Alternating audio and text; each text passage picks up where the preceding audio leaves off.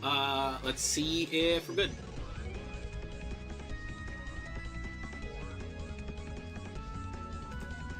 Bam.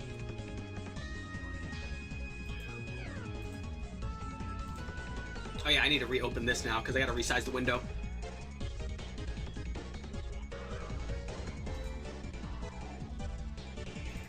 Or do I? Honestly, having it up there is not like the worst.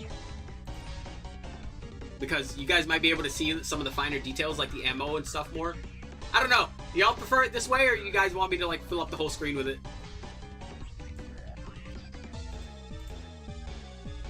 I'll do either. I don't know. I'm like not in the way of the ammo from like where I am. I'm not usually like covering up the ammo because it would have to be over here.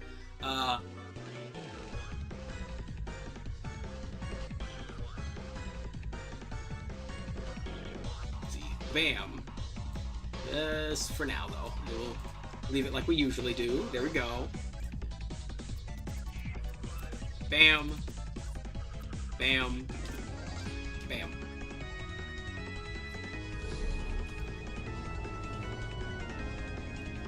Alrighty. Back in the deck. Our metrics are good. Alright. We're all good. Get rid of that. Excalibur and the Rosie can stay because they are very solid. Let me swap the remaining lasers that we have not talked about yet. Up here. There we go. Get out of here. Alright. And you know what? Let me badass rank save.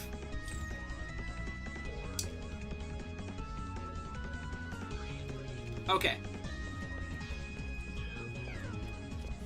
We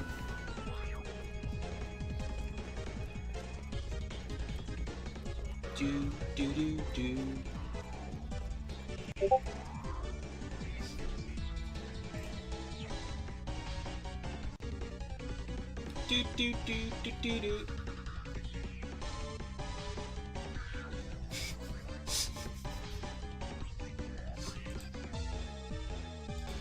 Alrighty.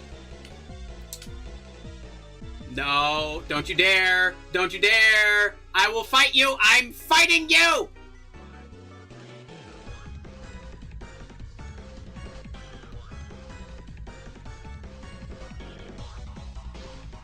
I know where you live, Borderlands pre-sequel.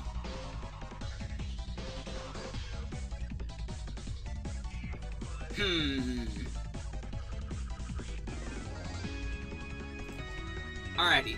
I'm going to have to do just a massive fucking fix to that later, clearly. I don't know why it's exploding as much as it is. I don't know why, like genuinely, because again, I was playing before and it was playing just fine. So, sadly, I guess we're not gonna have, or we can't have the game be a nice visual display here.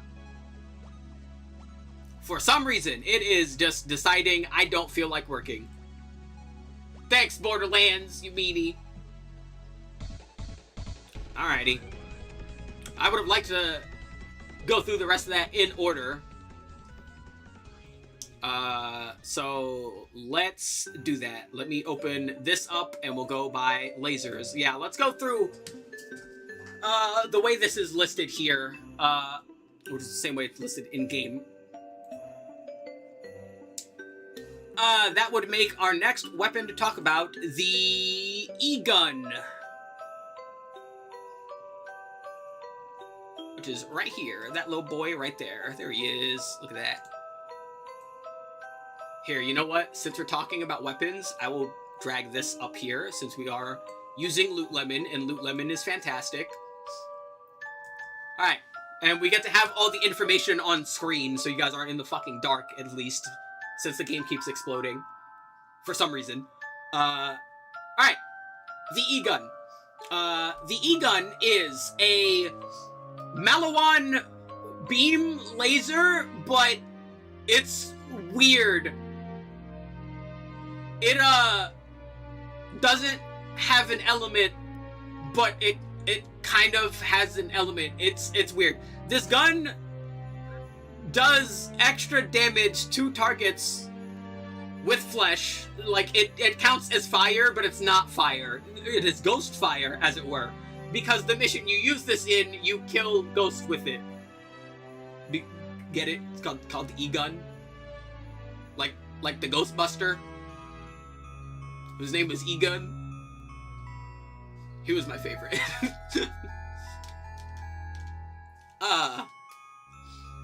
So, because this weapon doesn't really have an element, it does, but it doesn't. See, I would have loved to have the game here, because I would have loved to see if this gun's damage was amplified by Maelstrom in person, just to make sure I don't say anything stupid.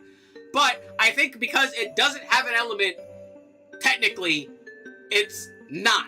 Don't quote me on that, but even if it did, because this gun doesn't really, you know, use an element, it doesn't maintain stacks too well, it's not really a gun you'd want on Athena.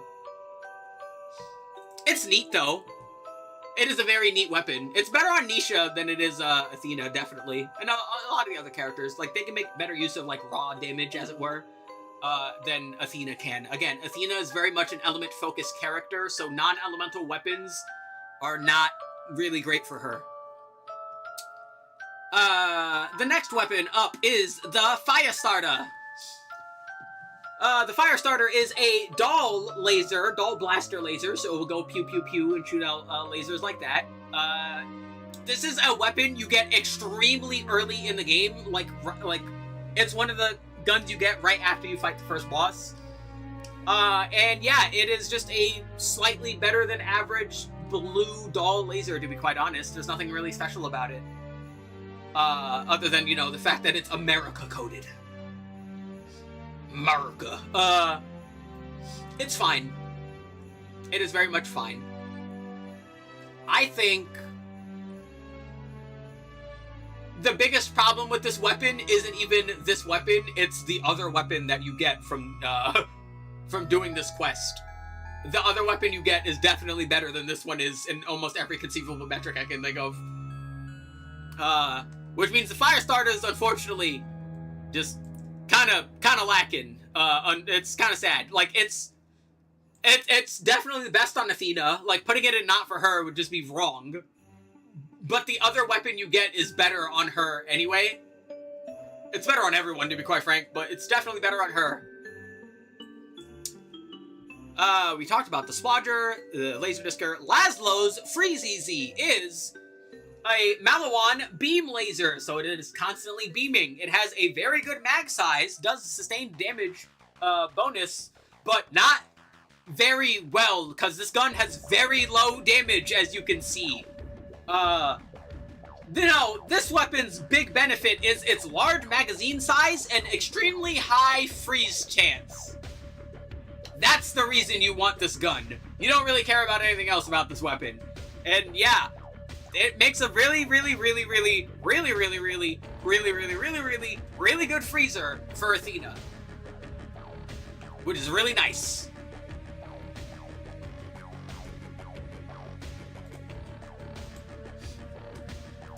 We have spoken on The Longest Yard. Minak's Atonement is an interesting weapon. This is a Malawan blaster laser, so it will go pew pew pew. Sort of. It doesn't shoot standard lasers like a lot of the other ones do. Rather, it, hold on, let me scoop myself over a little bit. Yeah. Since we're not, and let me, make chat bigger. Here we go. Yeah. So, it shoots like really small lasers, but they're still lasers, so they're pretty good. Let me drag this, like, up here. There we go. Yeah. Alright. However, this weapon's special effect, as you might be able to tell, is, yeah, it just randomly shoots and cycles through elements as you shoot it. And so, like, one shot will be fire, the next one will be shock, the next one will be corrosive, the next one will be fire again, then it'll be, like, you know, cryo, so on and so forth. It's basically just a constant rotation of elements coming out of this gun, just randomly. Or not cryo, yeah, fire, shock, and corrosive. Which, honestly, is, for a character like Athena, is pretty good. Like, this weapon is, like a I like to think of it as like a baby version of the Thunderfire before you get the Thunderfire. Let's see, Minax Atonement, where are you? There you are. Yeah, you want it. It's like you want it, and it's a pretty easy weapon to get. The quest you get it from is like really simple quest to do. Yeah, Minax Atonement is really good. And I think Athena definitely makes the best use of it out of all the other characters in the game, which is quite nice.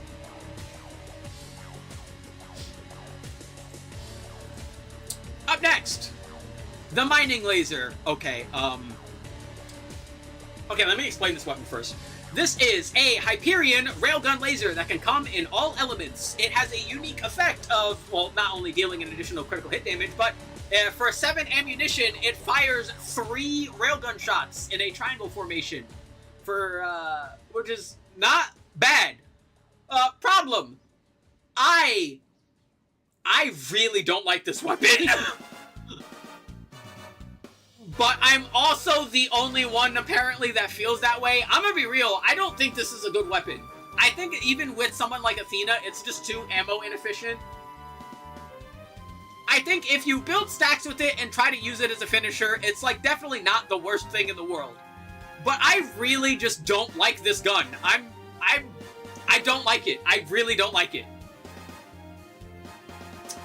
Mining laser, mining laser, mining laser, mining laser, mining laser, mining laser. Where are you? Did I miss a weapon? I don't think I did. Or was that the only one I missed? Like, hold on. It could be, tier list maker, like, moving stuff again. Hold on. The mining laser. Yeah, it's like a dark green and gray. Yeah.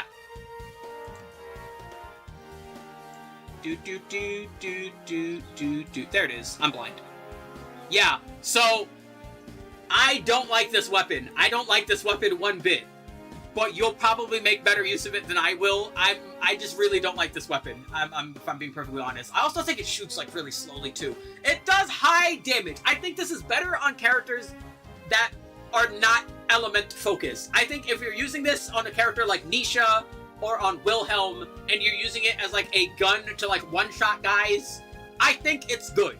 I just don't think it's for Athena is the problem. But I'm also the only person that feels that way. So against my better judgment, I will at least put it in you want these. I'm gonna be real, I don't even like it on Nisha or Wilhelm either. I don't like this weapon. I really don't like this weapon.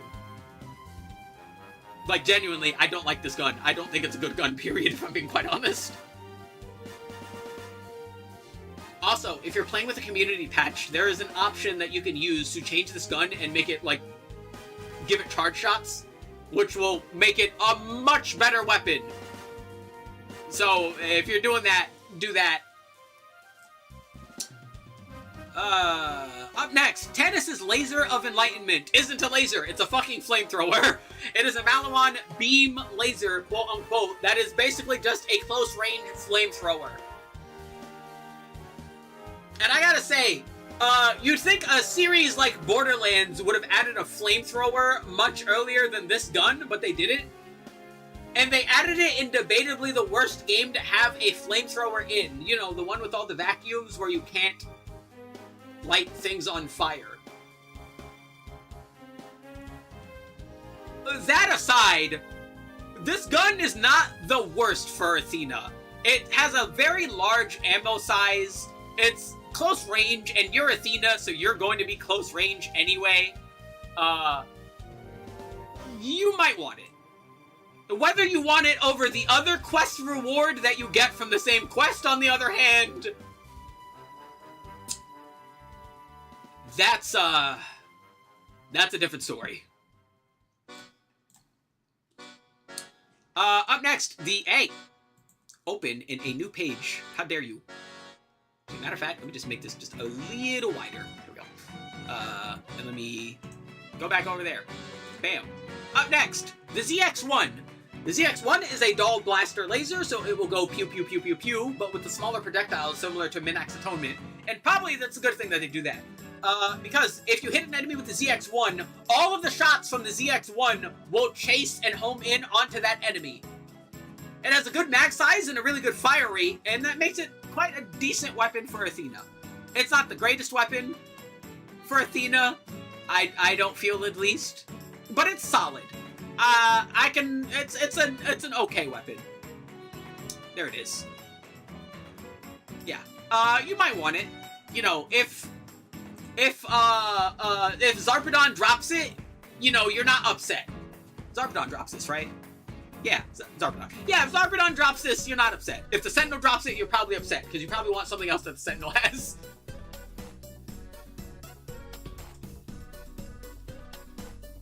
We talked about the Thunderfire, let's talk about Toby's Bright Spadroon. So you know how the Laser of Enlightenment was a flamethrower? Well, this is a lightsaber.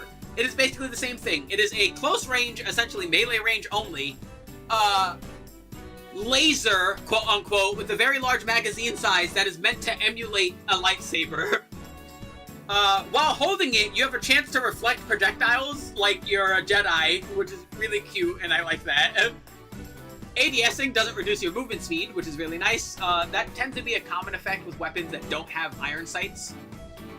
And of course, sustained fire increases its damage. This weapon is not bad, but it's also kind of awkward. A problem with weapons with high sustained fire is how just unwieldy their accuracy gets if you hold on to them for too long. It's a good weapon in theory, but it's not a fantastic one. It's absolutely hysterical. No, you might want to. Yeah, it's absolutely hysterical, but it's just a bit awkward to use, but your mileage may vary. You might want to give it a try.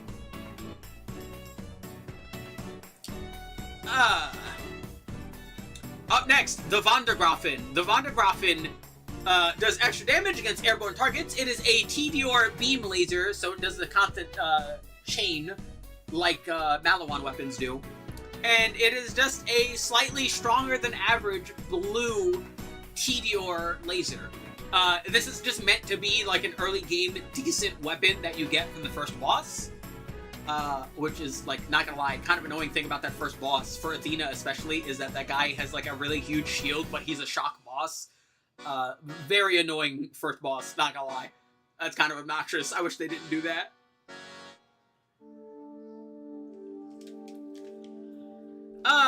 But yeah, it's meant to be an early game weapon, and as an early game weapon, it's fine, but you're not using it any point past that earliest moment, if I'm being perfectly honest. It definitely goes in, you might want the, like, if you get it early, it's a nice weapon to have, but it's not something you're fighting for. Yeah.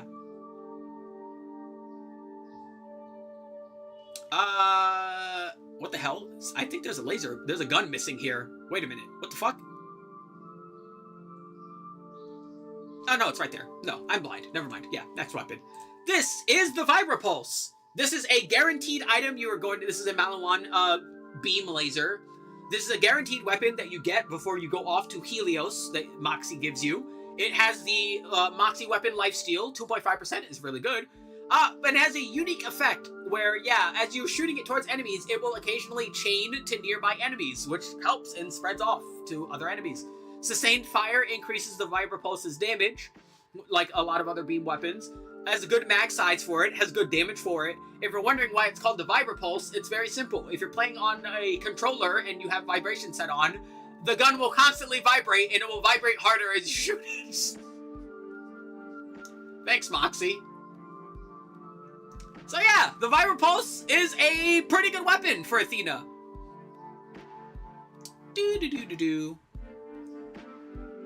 So yeah, you want it, and it's guaranteed, so you'll get it, which is quite nice. It makes a nice intermediate weapon that you get as you're going through the game. Not right in that, like, middle point in the game, which is really nice. Alright, if you're wondering why we're not talking about the Zappinator, it is because it is basically a mission-only item that you use. in order to build it up. This isn't really a weapon. It's like a tool to accomplish a quest. It's very similar to that one E-Tech gun you get after killing Doc Mercy in order to teach you E-Tech. It is very much the same thing. This gun is meant to teach you about the effects of lasers. So it is not realistically a weapon, and we will not be talking about it. So, on to launchers. Up next, the Bada Boom. Oh man, the Bada Boom is a scav rocket launcher. Scav rocket launchers tend to shoot rockets with multiple projectiles. So do keep that in mind. And the Bada Boom is the one that shoots the most. For 1 ammo, it will shoot 6 rockets, dealing impact and then elemental splash damage based on whatever element it was. This is, without a doubt, Athena's best rocket launcher and debatably her best finisher. This gun is strong, and it's strong in multiple regards. If you're using an elemental one, like fire, it's insanely strong. You'll basically, element match with enemies, they're gonna get fucking obliterated. If you decide to just go explosive and just go with the standard lineup, reminder, we go starter, extender, freezer, finisher. Explosive weapons make for some of the best finishers, literally because you're almost always trying to freeze enemies anyway. So the extra explosive damage that enemies take from being frozen, coupled with the extra explosive damage from Maelstrom, makes explosive weapons fantastic on Athena. It does exorbitant amounts of damage. And reminder, every projectile is individually getting boosted by Maelstrom. So weapons with multiple projectiles technically benefit off of Maelstrom more than singular projectile weapons do. And the Bada Boom is the rocket that shoots the most projectiles. Sort of. We'll talk about the other one in a moment. But yeah, the Bada Boom is fantastic. It is one of, if not Athena's best finishing weapon. And you want it.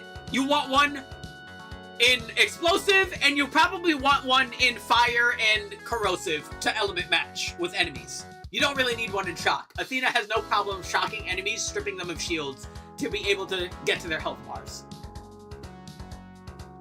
The Bada Boom is very strong. Up next, the Berrigan. The Berrigan is a Vladov assault rifle. Vladov rocket launcher. Vladov rocket launchers typically have the beneficial effect of reducing ammo cost as they constantly shoot, roughly by a third. But the Berrigan doesn't do that. Instead, the Berrigan 6-round burst rockets. Yeah, the ×6 that the Berrigan has is not the same as the Bada Boom. The Bada Boom is effectively a rocket shotgun. It shoots out 6 rockets at once. The Berrigan shoots out 1 rocket 6 times. Which is not awful. It's not a bad weapon. It's just not as strong as other rocket launcher options, especially on Athena. You might want it, but it's also not the easiest one to get, so just keep that in mind if you do decide you want it. It's fine. It's okay. Same principle will apply for most of these rocket launchers, by the way. You want them in either explosive, fire, or corrosive, unlike a lot of Athena's other weapons, where you mostly want them in shock. Up next, the Cryophobia. The Cryophobia, The Cryophobia is the pre-sequel version of the Pyrophobia from Borderlands 2, whereas instead of being fire, it's cryo. As you shoot a rocket, it will constantly explode as it travels, dealing just big old circles of cryo damage, which is nice. It's also kind of awkward. That's not something you usually want to be using a rocket for, but it does have good high damage. But on Athena in particular, yeah, we already mentioned that rocket launchers are definitely like finishers for her, and because of that, I don't think this is a weapon you would want to be using too much for her. Yeah. It's not the worst thing, but it just doesn't fit her flow. Unless you want to use this as a freezer for some reason. I mean, it has high freeze chance. Like, it's not the worst thing to use for that, but it's nowhere near the best. Up next, Kanada's Laser. This is a TDR rocket launcher. TDR rocket launchers, similar to other TDR or weapons, get thrown when you reload them. So yeah, you will throw the rocket and it will follow enemies. Just the whole launcher, just throw it right at them. It does pretty good damage if you do it that way. More importantly, however, is the actual gun effect. Kanada's Laser essentially is a gigantic railgun cannon that shoots a very strong laser that does explosive damage and, unlike other rockets, can crit. This is a very strong weapon, and it's strong on most of the characters in this game. I don't think Athena is the best user of Kanada's Laser, but she's definitely a good user of Kanada's Laser. So you might want it. Now, I'll put it in you want these. I think it's good. I think it has enough moments where it beats, like, the Barrigan, per se. So yeah, I think Kanada's Laser is pretty damn good. Boop. Up next, the Mongol. Yeah, remember when I was talking about the Bada Boom and how it shoots the most rockets? That wasn't including the Mongol.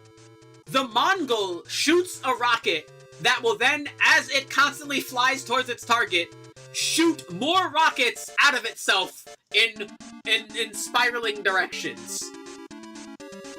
So basically, you shoot one rocket, and as that rocket's flying, it will then just shoot out more rockets as it's flying. You can crash the game with this very easily. With Athena in particular, you can shoot out so many rockets that you can just crash your game. Now, the Mongol historically has always been a good but not fantastic rocket launcher in the series because there's just simply not that many targets that are big enough to warrant that useful effect. Thankfully, the Cloudtastic Voyage's final boss, its second phase, it turns into a gigantic H in the sky. And oh boy, a big H in the sky, if only I had a rocket that could shoot out more rockets as it traveled. Yeah, the Mongol is one of the best weapons to use against EOS. Now, I'm not gonna say you'll eat babies for it, but you really want it. It is one of the best things for killing that second phase and genuinely doing so much damage to it that you skip its invincibility phases, which is really good. So yeah, I think you really want a Mongol. At least for EOS. The element technically doesn't matter because you're probably only going to use it on EOS. But you know, if you want it in multiple elements, it's not the end of the world. The Nukem. No, that's the Mongol. Hold on, let me just open all three of these, actually. Yeah, these are the last ones. The Nukem, named after the Duke, is the strongest per hit rocket in the pre-sequel. So it will shoot out one big, arcing, heavy boy rocket that will hit the ground and make a big old mushroom cloud. And it will do even more if you give it to Athena. Building up Maelstrom stacks and using this as your finisher, honestly, isn't a bad idea. She can deal with its smaller than average magazine size too, because of all of her skills. So I think the Nukem is pretty damn good on Athena. Let's see, you want one. Yeah, you want one. It's not the greatest thing, but it's nice to have. I think it's a nice weapon. If you don't have other rocket launchers, this is a rocket launcher where you're like, yeah, I can use this. Keep in mind, the pre-sequel does have, I should mention this now, but the pre-sequel does have what we refer to as the Nuker Flacker glitch, or maybe the Flacker Ahab, or Ahab Flacker combination. How Borderlands guns work is if the weapon has some sort of specialty effect on it, like, say, a massive explosive damage increase because you're a rocket launcher, or shooting out multiple projectiles, or something like that. if you shoot the projectile and then switch weapons, that projectile will get the properties of whatever you just switched to. So, like, a good example is something like the Unforgiven. The Unforgiven is a pistol in Borderlands 2 that has a very high critical hit damage multiplier. So, if you shoot out a shot with a slower weapon, like let's say the Sloth sniper rifle, and then switch to the Unforgiven, that shot from the Sloth will now have the critical damage bonus of the Unforgiven. The same applies to the Flacker shotgun, which we'll talk about in a moment. I'll explain this more when we get to the Flacker, because it will make more sense. But do keep in mind, you can do that glitch, but you don't need the Nukem to do that with Athena because she already multiplies explosive damage with Maelstrom. So, not good on Athena, in that regard at least, but good for everyone. Up next, the Thingy. The Thingy is a scav rocket launcher. It does not, sadly, shoot out multiple projectiles. It instead shoots out a rocket that will then shoot out homing grenades that will follow and chase targets. It's not awful. The problem is the bada boom is, if you just get a corrosive bada boom, you're basically already doing that. Like, this weapon's not bad. You just don't need it, but you might want it. If listen, if that's the corrosive launcher you have, that's the corrosive launcher you have, you know? There's worse to have. It's not bad. It's just not really something that Athena needs, because she benefits from things that the other launchers do better. And our final launcher, the Volt Thrower. All it does is, it is simply just a stronger than average TDR rocket launcher. That's it. You get this as a crest reward, I'm pretty sure, if I remember correctly. Yeah. It's not bad. You know, but again, rocket launchers are not the kind of weapons that you want with those things. I'm gonna be real, I'm putting it in not for her. Like, it's genuinely, you just don't really care. A good thing about, the main reason I'm saying this, a good thing about the extender weapons that make them as good as they are is when they're extending, if you don't have a finisher weapon, if you freeze an enemy, you can just go back and to using extenders. Your extenders are also good damage dealers if you want to use those instead, because of all the extra stacks of Maelstrom you get. Being able to freeze and then maintain those stacks of Maelstrom to use extenders as damage dealers instead of finishers is an option. And it's quite a good option, to be quite honest. Up next, we are now at pistols. This is the 88 Fragnum. This is a Torg pistol. Torg weapons, again, do not shoot out bullets, they shoot out gyro-jets. This one in particular shoots out essentially it's a shotgun style. It shoots out five like rockets out at once, like it's a shotgun, like it's a pocket shotgun that then do explosive damage. It has higher than average crit damage for a pistol, which is kind of weird, not gonna lie. If you get a double penetrating version, it will instead shoot out 8, but it will use 6 ammo instead of 3. Yeah, this gun is a little ammo hungry. It's not the worst thing in the world, though. It's definitely a shadow of the Unkempt Herald. That gun is like one of the best guns in the series, but it's also not awful. This is not a gun you're upset to have, and it makes a decent enough finisher with all the explosive damage that you can get. So, it could be worse. Ah! Oh, my back. There we go. Actually, no. There we go. Let me get more. Yeah! Back problems suck! So yeah, the Fragnum is okay. I think Athena and Claptrap are definitely the ones who utilize this the best out of everyone, I would say. Up next, the Blowfly. The Blowfly is basically just the pre-sequel version of, I'm pretty sure it's the Teapot. Not the Teapot. What was the legendary one? The Hornet. Yeah, it's the Hornet.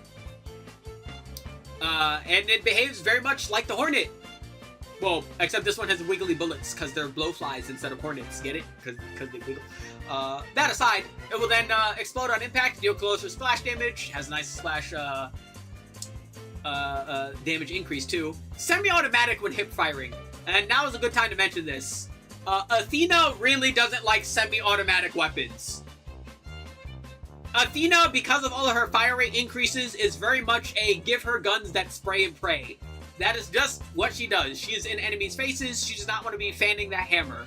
So she doesn't work the best with semi-automatic weapons. But this gun is fine. It is a decent corrosive option and could potentially be handy. I'm not going to be too mean to it, but there's better options.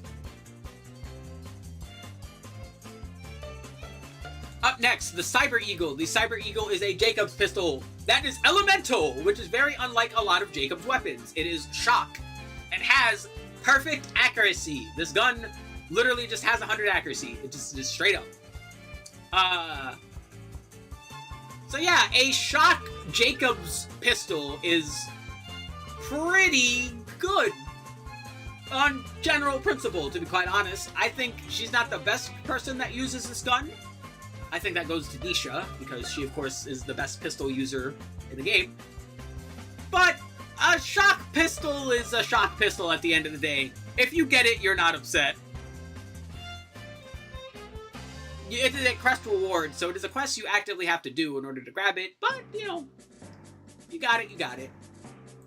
Up next, the Globber. The Globber is a Hyperion pistol. It is fully automatic, and it shoots out globs of, corrosive balls that bounce all over the place, which is kind of neat. Also, hold on, I just realized I don't need these up, so let me close those, and that will probably help my PC not explode. Yes, there we go. I feel that this is just a somewhat slightly better, like, corrosive weapon to get instead of the Blowfly for Athena, so I will put it in the same tier. It's a nice gun to get if you get it, but it's, you know, it's fine. Gwen's Other Head is a weird gun. So this gun can come in all elements except explosive, because explosive is weird. It doesn't count as an element sometimes.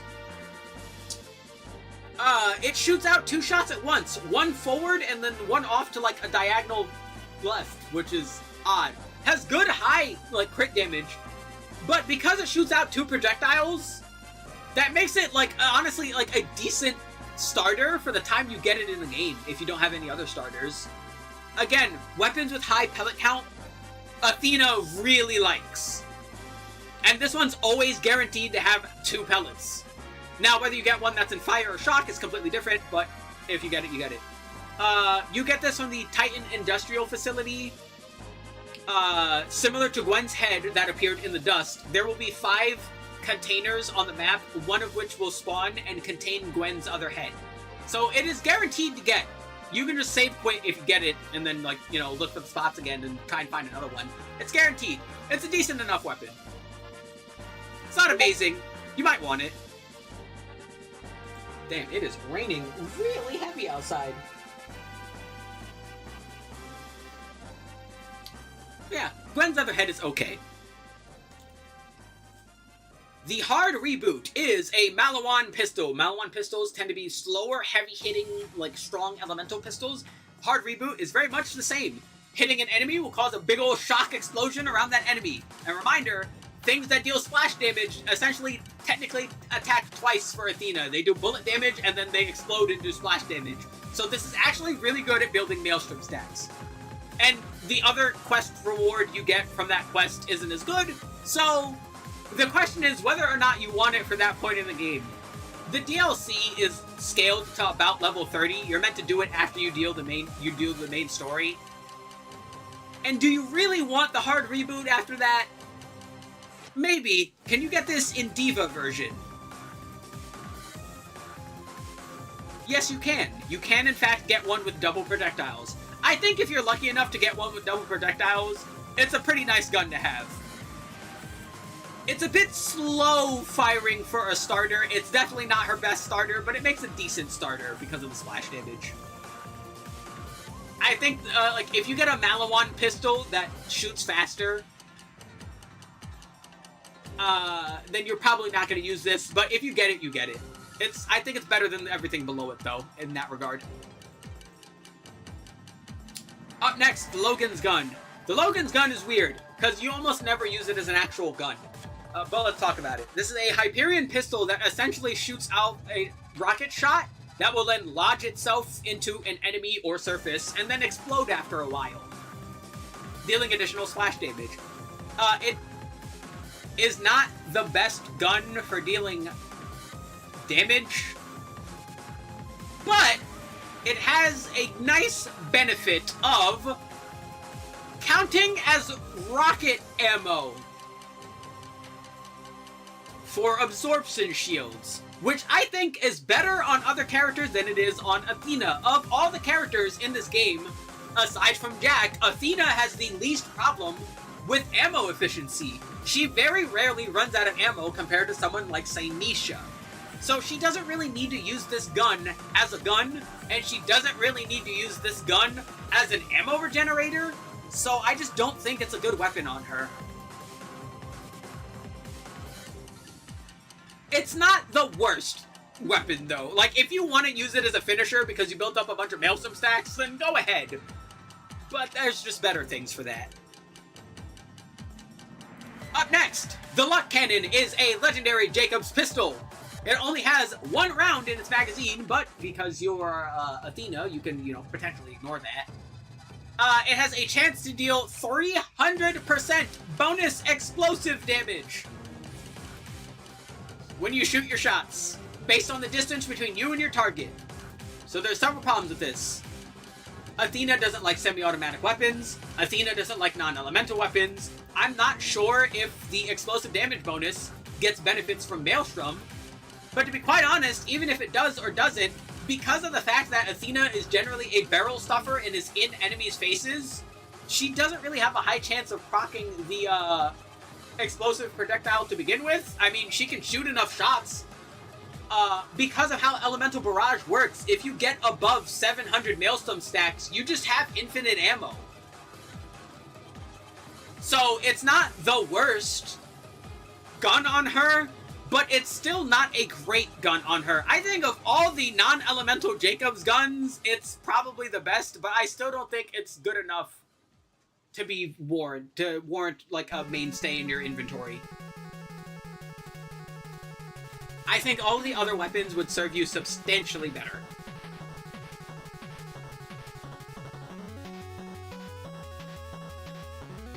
Hold on, give me a moment.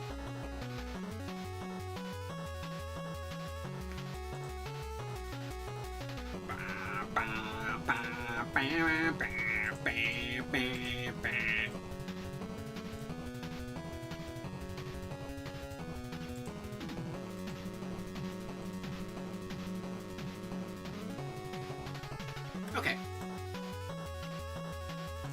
Up next, Maggie.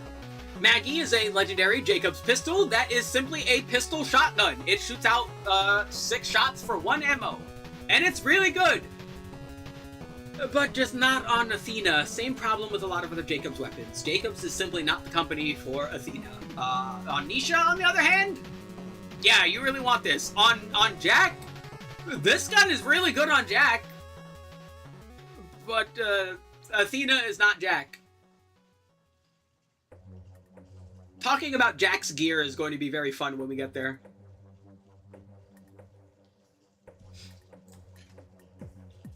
Up next, the Party Popper.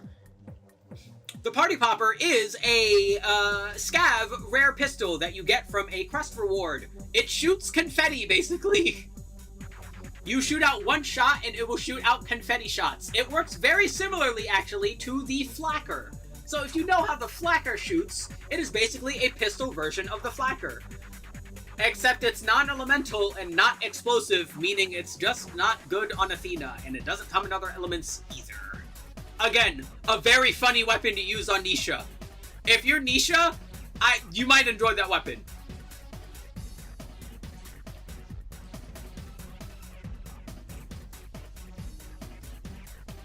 Up next, the Probe. The probe is a quest item you get during one of the early game quests. It is a Malawan pistol that has the highest lifesteal of all the Malawan weapons in this, all the Moxie weapons in this game at 5%. Has higher than average a little bit for Malawan weapons at least. Has a bit more crit damage, and does the typical Malawan pistol things of doing damage and then a bit of splash damage afterwards. This weapon is essentially just a weaker Ruby from Borderlands 2. And as I mentioned, whether you want this or not really just depends on if you're doing melee or not. I think if you're doing melee, hoping to get one that has a blade on it for melee damage, and if you want to try meleeing stuff that way, I suppose you could do that. And because of that, because it at least does technically have a niche for the melee build, I'm going to put this in you might want it. I don't think you want to go full melee, as I said before, but if you go melee hybrid, or if you go like any kind of melee, you know, if you're doing melee, I think a bladed probe is probably a nice thing to have. If you're using Gibbed, you can just give yourself one that just never disappears from your inventory, similar to the brain is braining on the weapon. On the Grog Nozzle from Borderlands 2, it is a quest item and will only be in your inventory if you're doing that quest, unless you make yourself one with Gibbed, so do keep that in mind. And if you're doing melee, I suggest you just use Gibbed and make yourself one. That's the way you always have it. Because quest items reset their parts when you save quit. Up next, the Proletarian Revolution. This is a Vladoff pistol that can come in all elements and non-elemental. This gun is weird. I think this gun would have been a lot better if it was just the Infinity. But how this gun works is the longer you're holding it, it will basically just give itself more magazine size and more fire rate. It will reset if you reload, swap weapons, check your inventory, or open any kind of menu. Which is kind of awkward, not gonna lie. I think this is definitely better on Nisha, but Vladoff pistols are very good starter weapons because of their good mag size and rate of fire. So, as much as I would have liked if this was the Infinity and not the Proletarian Revolution, honestly, it's not half bad of a weapon to build stacks with. You know what? I'll put it in you one. Nah, you might want it. Because it doesn't exactly have a convenient area to get it, as opposed to the things above. And it's not better than the things above that also don't have convenient areas. It's fine. Up next, we'll open up these 4. Stream is still going. Yeah, we're gonna be here a while. Up next, the Shooterang. This is a Tediore pistol. Just like all Tediore pistols, it will lay down, took a nap, expecting it to be done when you got back. No, I had to do some troubleshooting because the game kept crashing, so from now on, we're just not using the game. I will try and fix that the next time I do one of these. Again, I'm not sure why it was exploding to begin with, but I will try and fix that the next time I do one of these. But yeah, the Shooterang comes in all elements and is a bit funny. Because unlike a lot of other Tediore pistols that you throw normally and essentially just are treated like a grenade, this one's a boomerang. It will arc around and then come back like a boomerang. Which is very funny and fun, and I like it. But, strangely enough, using this gun as a Tediore gun isn't actually its best purpose. This gun actually just does really fucking good damage. It has a very, very, very high base damage for pistols in general, but especially Tediore pistols. This gun is just good as an actual gun. Now, it doesn't really fit in with what Athena wants out of a gun, though. Which makes this a bit tricky. I don't think it's a bad weapon on Athena, but I don't think it's a great weapon on Athena. If you happen to get one, you won't be upset, and as long as it's elemental, you won't be upset. Keep in mind, TDR reloads for non-elemental weapons are explosive, so those will in fact benefit from high Maelstrom stacks. Problem: high Maelstrom stacks also make you not able to use ammo, so TDR weapons in general are very funky for Athena if you're trying to reload throw them. She very much has anti-synergy with TDR weapons if you're using them as throwables. So don't use those like throwables on her. If you're using it as an actual weapon, then it's a bit more understandable. Up next, the Smasher. The Smasher is a unique weapon that you get at the beginning of the game if you have, I believe it's like the Secret Pass or Founders Edition or whatever the fuck. It is explicitly meant to be an early game stronger than... Yeah, it says it right there, the loyalty reward. Thanks, Loot Lemon! I should read. But yeah, it is very much a, you start with this weapon, it is literally just a stronger starter weapon. Like, you don't really use it outside of that, and even if you were to use it outside of that, Athena is just not the character for it. Sorry, Smasher. The Taser, on the other hand. The Taser is a Hyperion pistol, and it is very good. All it is just a slightly stronger than average blue Hyperion pistol that is always elemental, and it shoots really fast, it has a good mag size, has high elemental effect chance, which is also very good. And because it's Hyperion, it makes it really good to hip fire. The Taser is definitely one of Athena's like best starter weapons. It is one that you are happy to see, and you'll go through the Holodome for it. You really want it. You really, really want it. It is a very good weapon for Athena. Really quick, let me open that. Let me put this up here now that I'm doing this way. Whee!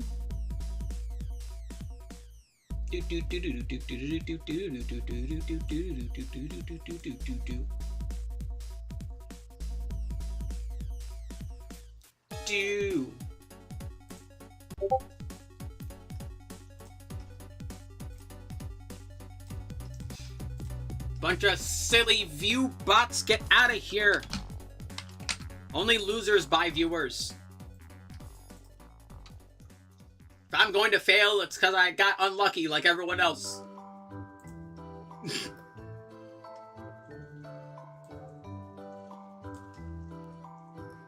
Bum, bum, bum, bum.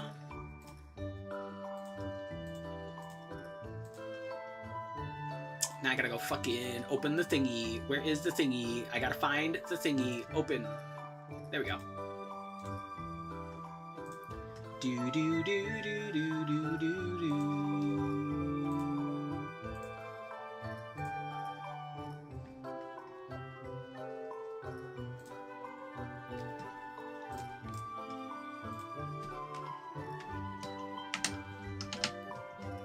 Do do do do. Actually, matter of fact, hold on.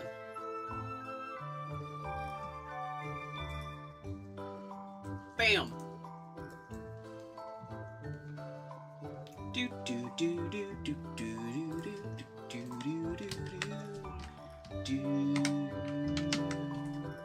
do do do do do. Boop. All right, there we go. All right. Our final pistol, the Zim. The Zim is a Scav legendary pistol that is locked to cryo. Now you might be wondering, wait, what the fuck? It has no unique ability? Well, kind of, yeah. If I recall correctly, the Zim is just a cryo version of the Gub from Borderlands 2. And the Gub, like, shoots out, like, little bit globs of corrosion. This one shoots out globs of ice. It has a very large mag size and decent enough freeze chance, so if you just happen to get one, it's honestly not the worst freezer. It's not an ideal one, but you could make do with it.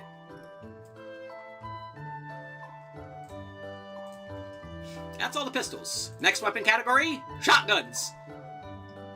Athena fucking loves shotguns. That might not be too surprising. Up next, the Boganella. This is a rare scav shotgun. You get this as a quest reward from one of Pickle's quests. It simply just has a massive pellet count of 17, a very low fire rate, but that's something Athena can fix with her skills. And also, it talks like what is essentially the Australian version of a redneck. So, I wish I could show you in-game, but the game felt like exploding. Because this is a crust reward and a really easy one to get, it is actually a very convenient to get extender for the mid-game. The Boganella is pretty neat. So, you know what? You want one. The main thing I'm thinking of when I'm, like, thinking of the weapon's accessibility isn't necessarily, like, how you get them, but if you, like, where you can get them.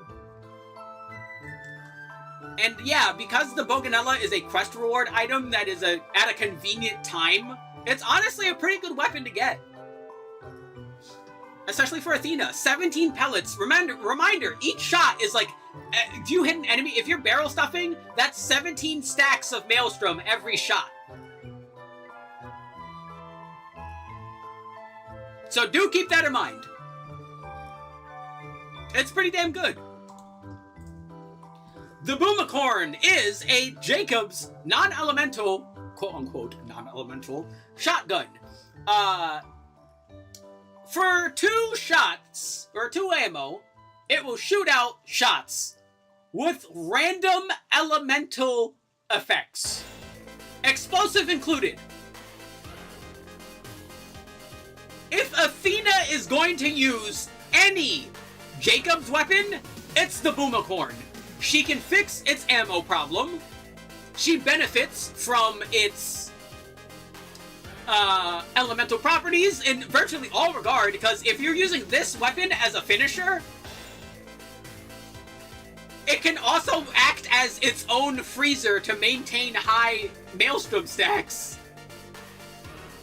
The Boomicorn is really good for Athena. You really want one. It's pretty nice.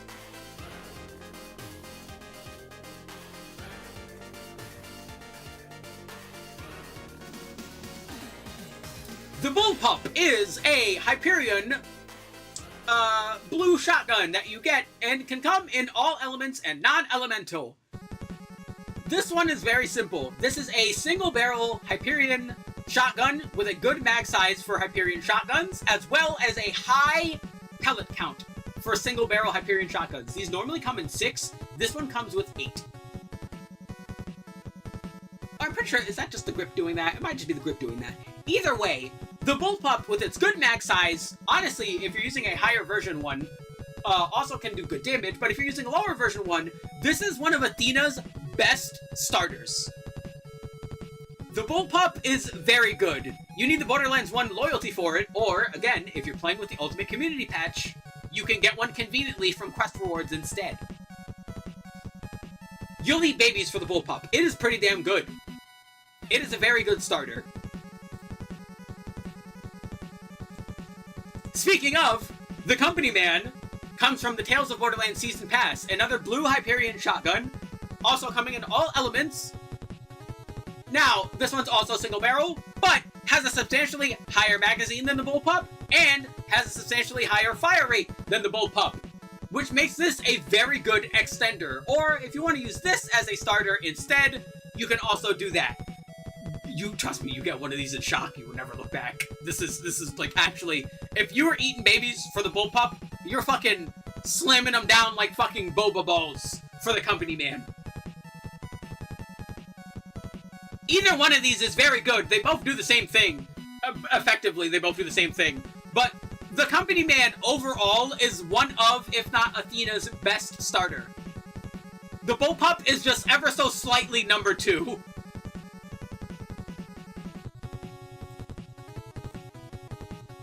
Up next, the Flacker. So the Flacker is interesting. The Flacker shoots out essentially invisible projectiles that will then shoot out flak outside of them which is an easier way to think about it is they'll just explode around where those projectiles landed. It is very different from how the Flacker works in Borderlands 3, which just shoots a big old line of explosives. That's not how this works.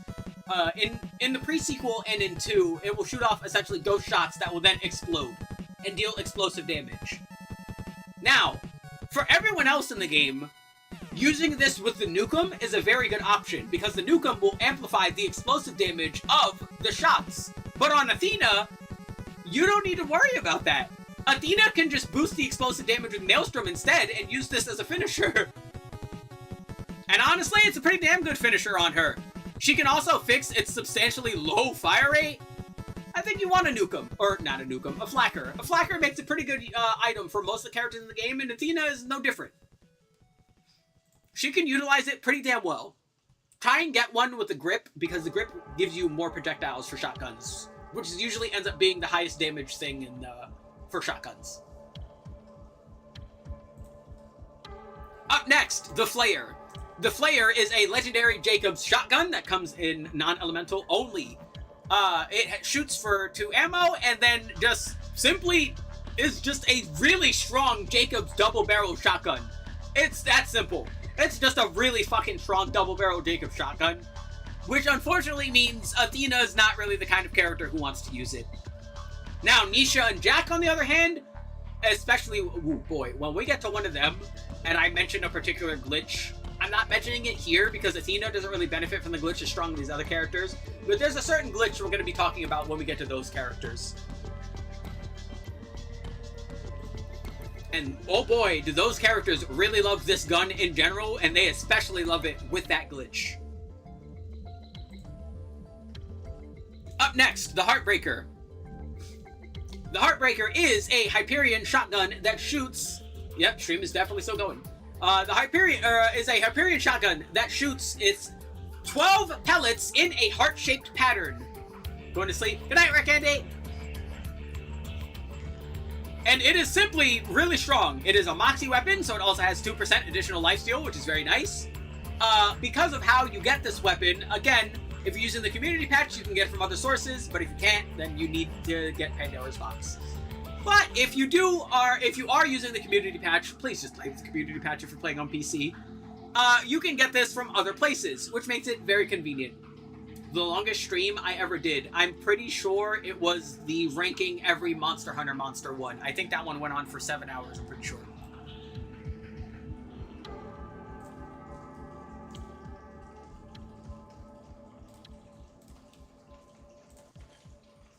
Let me double check that, actually. I'm pretty sure that's what it was.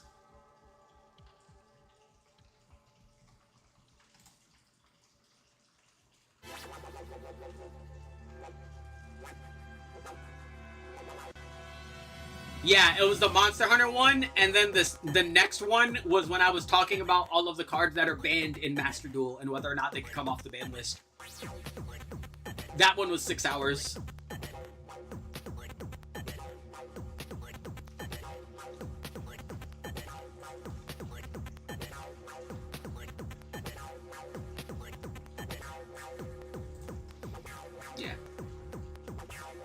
Yeah, keep in mind, bro, there are some people that genuinely do, like, 8-10 hour streams every day. Bro, I do not have the stamina for that.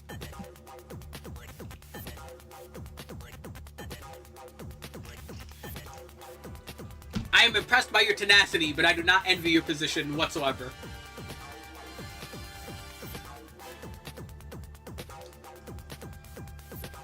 Oh, wait, hold on. I just fucking realized. I don't think I mentioned Hyperion weapons' unique effects. We've been through a few Hyperion weapons, but I haven't mentioned it. Hyperion weapons have what's referred to as reverse recoil. The longer you shoot a Hyperion weapon, the tighter the accuracy gets. So you will actually get more accurate the longer you shoot it rather than the other way around. Which makes them very good weapons for hip firing, which is what you're going to be doing most of the time on Athena. So, because of that, and because it's just a good weapon in general, and because it's fire and synergizes with her kit, the Heartbreaker is a very good weapon on Athena. It's not something you would kill for, but it's good. Oh god, it is raining outside.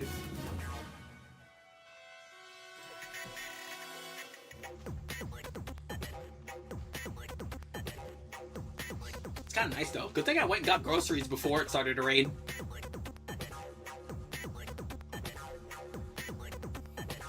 Yeah, normally my streams last around 2.5 to like 3 hours. This one's probably gonna take another 2, if I'm being perfectly honest. Even though a lot of that is gonna get trunicated now that I'm not using the game as a demonstration for the weapons anymore. But yeah, this is just gonna be a long one. I already know it. Alrighty. Next, the Jacko Cannon. The Jacko Cannon is a Torgue explosive elemental shotgun. It basically just shoots a jack-o'-lantern that blows up and just does explosive damage. Honestly, it's not that bad. It's also not amazing, though. I think Athena definitely wants shotguns that are like extenders. I think her best shotguns are ones that are extenders. She generally just wants to use shotguns and their multiple pellets to build up Maelstrom stacks after she gets that initial boost from from a starter. But the Jackal Cannon's not bad as a finisher. Again, it's one of those ones where if you get it early, you're not too upset. You could get worse. Up next, the Moonface. The Moonface is a non-elemental Jacob's blue shotgun. It is a quest reward item, so you're guaranteed to get it if you decide to do that quest. And it shoots out 9 shots in a smiley face pattern that then do explosive damage. Again, I do not remember if the explosive damage that is not listed on the card is boosted by Maelstrom. I wish I had the game as a demonstrator. Thanks, game. Either way, as usual, Athena's not the biggest fan of Jacob's shotguns, but if you were to use this, you would use it as a finisher, and it could make a decent finisher if that explosive damage does scale. I'm not sure if it does or not, and I literally would have tested it. Like, no joke, the game decided to shit its bed literally right before I would have been able to actually see and test this, just to make sure. But honestly, of the non-elemental Jacob's weapons that Athena could still get some use out of, this one being explosive helps itself more than the others. Explosive by technicality, anyway. So, you might want one. Up next, the Octo. The Octo is a Tediore shotgun that can come in all elements and non-elemental. When you shoot the Octo, it will shoot out its projectiles in a 3x3 grid. Yeah, even if it has 12 pellets. Don't ask how that works. They kind of just go all over the place. It's weird. It's very funny. But, it's pretty damn nice. Octo means 9. But yeah, it's pretty good. It has a good pellet count if you get one with a grip. It can come in all elements, so it's pretty handy there. It's Tediore, so you can use it as a Tesla grenade to maintain your stacks that way. The Octo is pretty nice.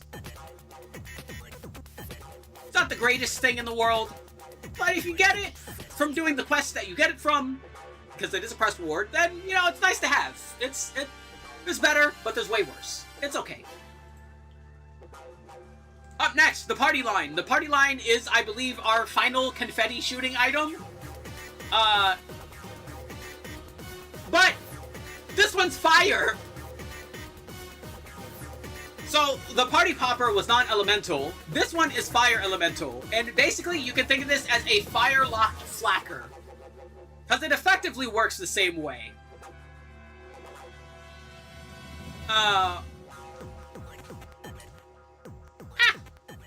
Now, because this is not a Tediore laser, it does not Tesla when you shoot it, or when you reload throw it. Instead, it's just like a regular grenade, which is unfortunate. But, if you're deciding to use this as a fire flacker, essentially, and just want to burn things to death, this weapon, honestly, is pretty damn good at it. You might want one. I think you want it. Should probably rename this tiers, because I keep saying might for things that are like... You know what? Hold on. You know what it is? You know what? Here, I'll do this.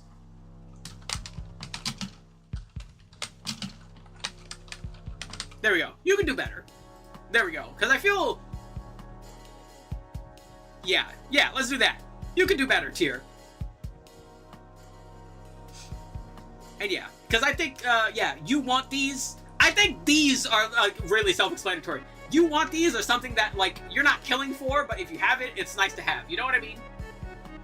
These are, like, you know, not awful, but serviceable if you get them. They're just worse versions of everything that's up here, basically. I think that's better. Yeah, you could do better tier is what we're going to call that from now on. Up next, Sledge's Shotgun. Sledge's Shotgun is, weird. It has fixed parts and can come in every element in the game. Again, explosive doesn't count as an element, so I'm going to stop mentioning that from now on. But it has a high pellet count, good ammo size, but it's a 2-round burst shotgun. So it'll go boom, boom, reload, boom, boom, reload, boom, boom, reload, basically.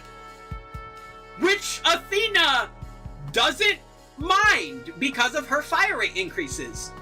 Sledge's Shotgun, now the enemy you get this from is annoying as hell, but Sledge's Shotgun, honestly, is a pretty decent extender. I think you might want one. But you may have noticed, hey Dragonite, isn't that also Sledge's Shotgun right there? What the hell is that? So if you're playing with the community patch, one of the beneficial things of the community patch is the ability to turn weapons into other weapons. For example, like a shotgun that will pop up later can be element freed, same with an SMG that we'll talk about in a moment. You can change certain weapons to other weapons, like changing the mining laser from its standard shot to a charge shot. Now, you can do that in general with a bunch of other ways. If you know your mods, you can mod the weapons yourself. But I'm just talking about the ones that are included in the community patch because that will be one that will be easy for everyone to access and easy to notice. This is the Roadrunner. This is a modified version of Sledge's Shotgun.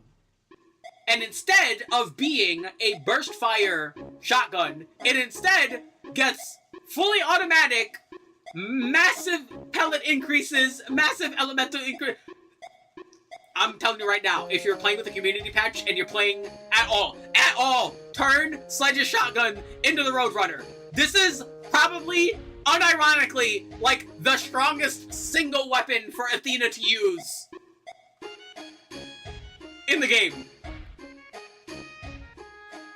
It's the only one of these I will be doing, really, because I feel like none of the other weapons really warrant changing them in that way, but I feel like it's important here because it's unironically a good starter, extender, and finisher. Notice I didn't say freezer because it shoots out so many fucking projectiles and pellets that you don't need to fucking freeze an enemy afterwards. This gun is gross.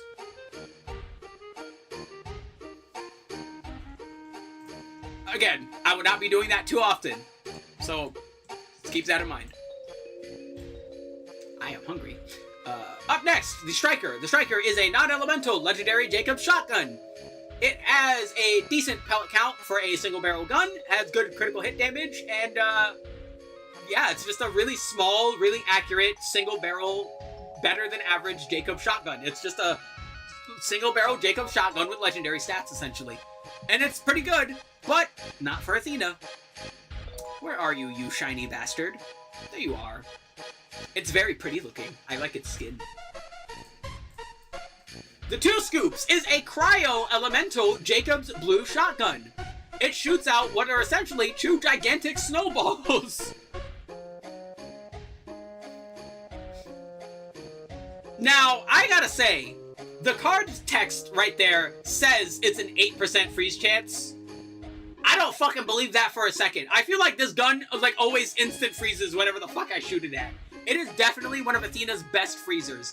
These Two Scoops is a really good freezer. You might actually really want this. I think, for reference, it is in the same mission as the Ice Scream. You either pick between the Two Scoops or the Ice Scream. You almost always take the Two Scoops. Honestly, for most characters. I don't know, except maybe, like, Jack or Nisha. I feel like they could use the Ice Cream pretty well. But they also like the Two Scoops. The Two Scoops is really damn good. Up next, the Torquemada, an explosive Torg blue shotgun. It's very simple. It'll shoot out It'll shoot out, like, sticky pellets that do good damage to enemies. But if you hit a surface instead of an enemy, it will then essentially shoot out a mini flacker shot around it. That will then do additional splash damage. Now, this is the other weapon you get instead of the fire starter. And it's way better. This is just a very good, easy-to-get weapon really early in the game that lasts quite a while and lasts at max level on higher difficulties as well. The Torgmata is just a really solid shotgun for everyone.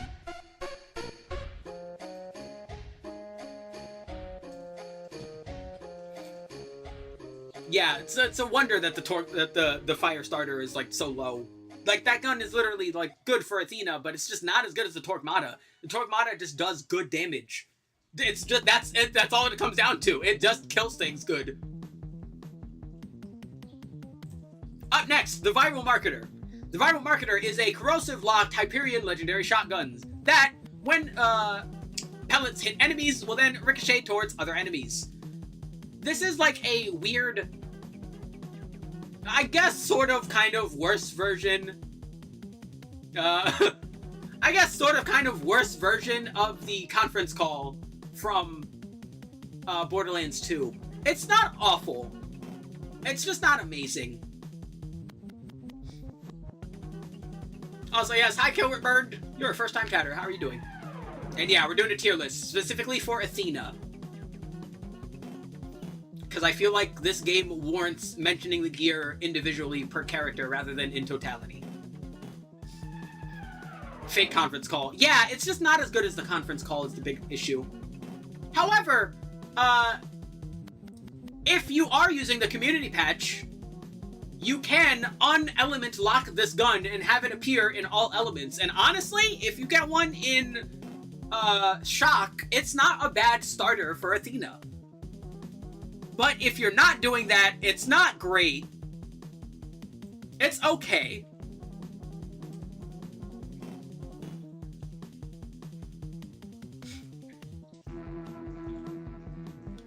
And our final shotgun, the Wombat.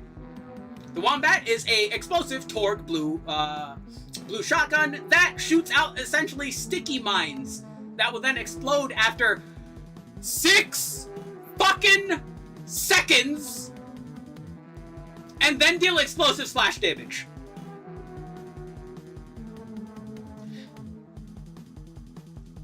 So I haven't felt the need to mention this until now, because now is the time it will become extremely relevant. There's a lot of flying enemies in the pre-sequel. A lot of the regular-ass enemies will just have jetpacks and be flying. It is just a really awkward weapon to utilize because of that.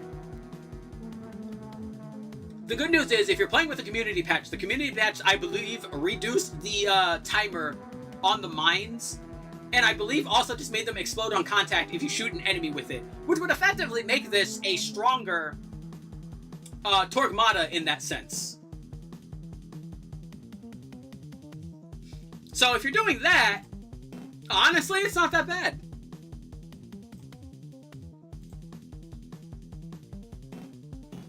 But if you're not doing that, it's kind of annoying, not gonna lie.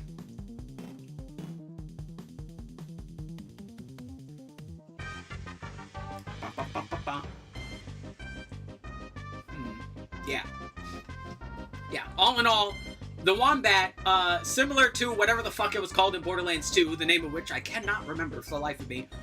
I'm on Loot Lemon, I could just look at it. I'm not going to, that's funnier.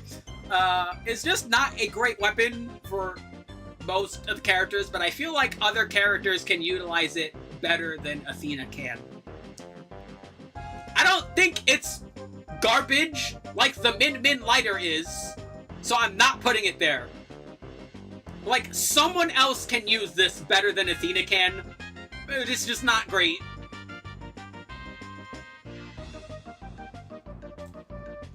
Alrighty. Our next weapon category, SMGs. SMGs are really good on Athena. They make great starting weapons for her, as we will come to find. So, let's go over them. Up first, the Black Snake. The Black Snake is a corrosive locked Hyperion SMG that you get from Red Belly, which is pretty early in the game. it always, for 1 ammo, shoots out 2 shots next to each other, similar to snake fangs, and then they wibble and wobble like they're biting because they're snake fangs. It's okay. It's a nice weapon for the time you get it at the beginning of the game, but it's not something you're necessarily going to fight over. It's alright. Do friendly fire damage and kill Nell without getting the sign. Yeah, if you want to. But then the question becomes, why would Athena want to kill Nell? Because we haven't talked about the weapon he drops yet. We'll get there. The Black Snake's okay. The Boxy Gun is a shock-locked TDR SMG. It is, weird. It, can chain shots from enemies. And, TDR SMGs, when you throw them, act like Bouncing Betties. Bouncing Betty grenades are pretty good for maintaining your Maelstrom stacks. So honestly, it's not that bad. Except for the fact that it just can blow up in your hands.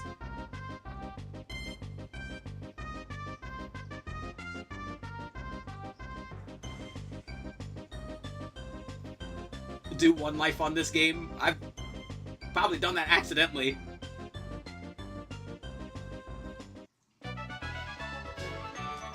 Yeah, the Boxy Gun, literally just, if it didn't fucking blow you up for no reason, would be much, much better. Oh, you're doing a 1 life. Oh. I am silly. Doo-doo. Doo-doo. Doo-doo. Doo-doo-doo-doo-doo-doo-doo-doo. Doo-doo. Doo-doo. Doo-doo-doo-doo-doo-doo-doo-doo. Anyway. Yeah. Like, if this gun didn't blow up, it would be better. But I'm gonna be real. The fact that it can just blow up in your hands and potentially kill you, no one wants it. Now, mind you, because of how it works, Athena is one of the characters that can avoid it blowing up the most, technically. Because if you never have to reload, then it probably won't blow up, you know? And it won't blow up if you're not using it for TDR throws. So theoretically, it's best on Athena than it is anyone else.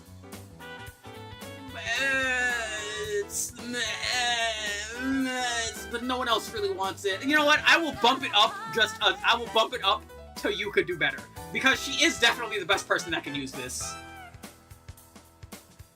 But just keep in mind for future runs, like when we get to the other characters. Oh boy, that shit's going down here. Guess what Vault Hunter using for this mess? Claptrap.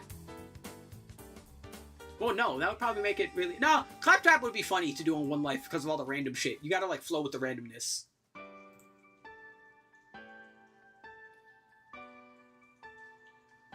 God, let me get a drink.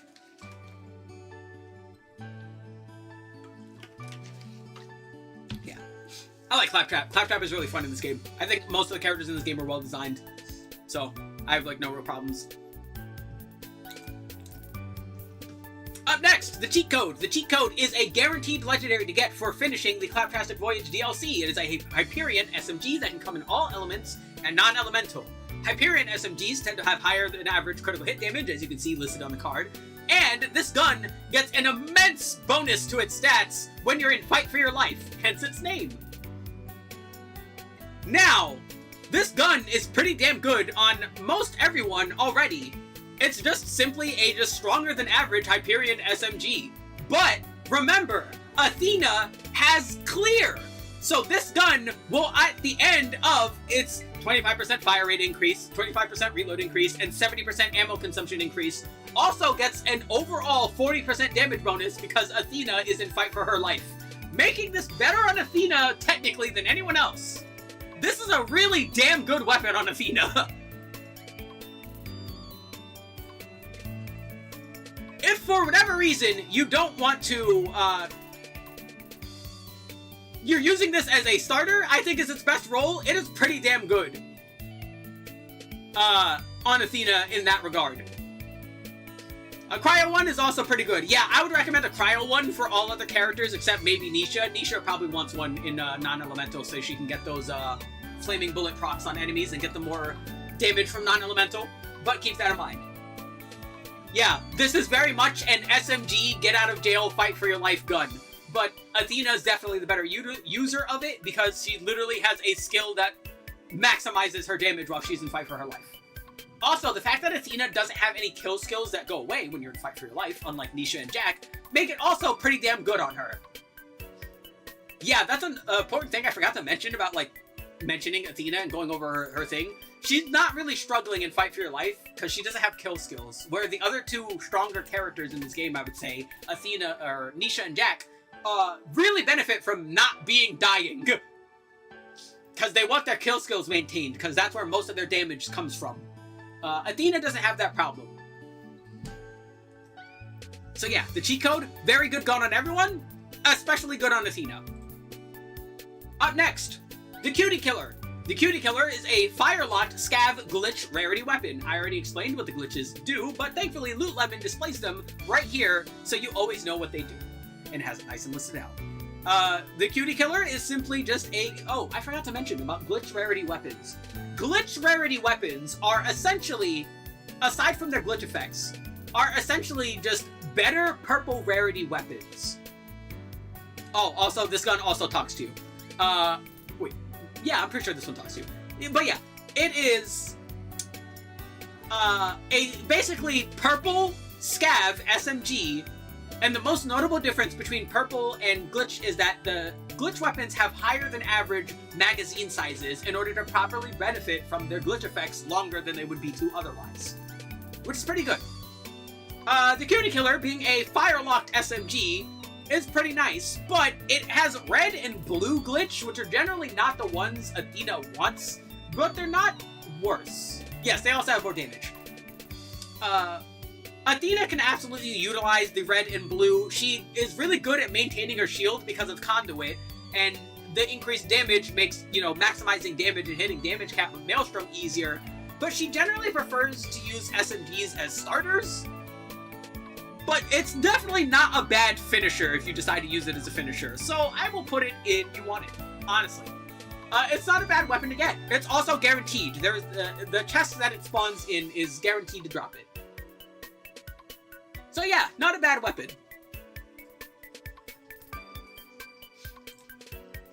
Up next, the Fast Talker. The Fast Talker is a scav SMG that can come in all elements and non-elemental. I'm gonna make this really simple. It shoots fast as fuck and has a gigantic magazine size of 93 rounds. With good overall stats everywhere else. This is one of, if not Athena's, best starters. Where you at? I am blind. There it is. You'd eat babies for the Fast Talker. The Fast Talker is really good.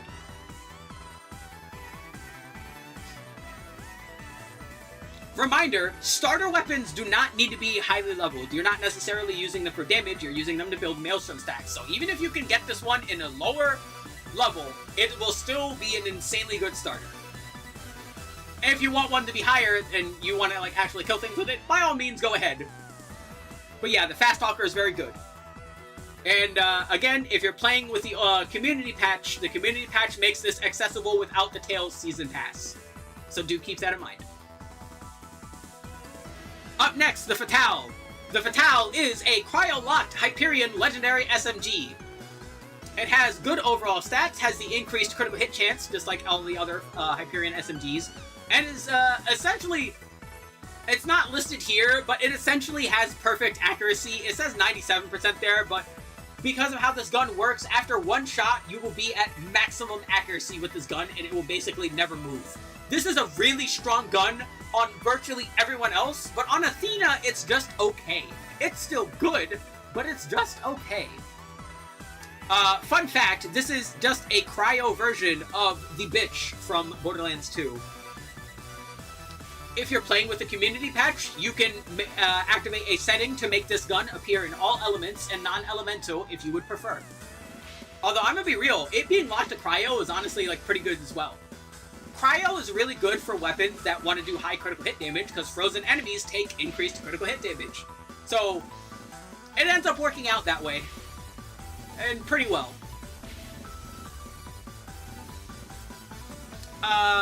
Before we continue, I shall get more water and use the bathroom. Give me a quick moment.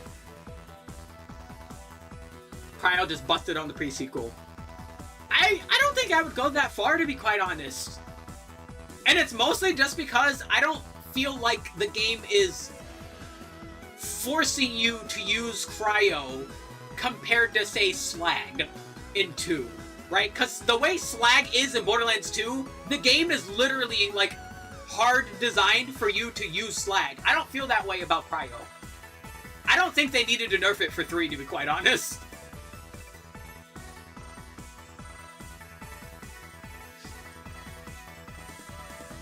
Like, Cryo is good, just generally. But yeah, like, increased crit damage, explosive damage, and melee damage, that's all good, right?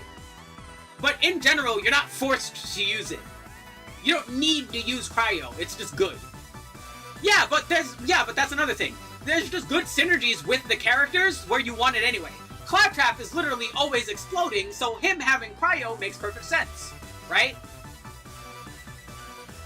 Nisha generally likes Cryo because she has a bunch of high critical hit synergy with her, right? Like, it's a good effect, don't get it twisted, but the game's not hardcore forcing you to use it.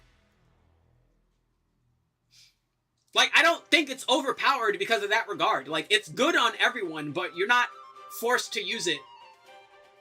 Like, it's not... The game is, like, you don't need it. You absolutely don't need it. And not by the same scale as, like, certain other things. Like, yeah, like, Ultimate Vault Hunter in 2 is literally designed around you using Slag. They literally extend the amount of time that enemies are slagged and give them such, like, ridiculous regeneration that trying to kill enemies without slagging them first is just a fucking nightmare. Is it possible for some characters? Yeah, I say Zero is generally the character that can get away with outslagging enemies the most, but for everyone else, it becomes a fucking problem. That's why there's so much inherent slag in all the characters' kits, right? They want you to slag an enemy in some way. And even Zero has a convenient way with his kunai. Alrighty, let me go to the bathroom now.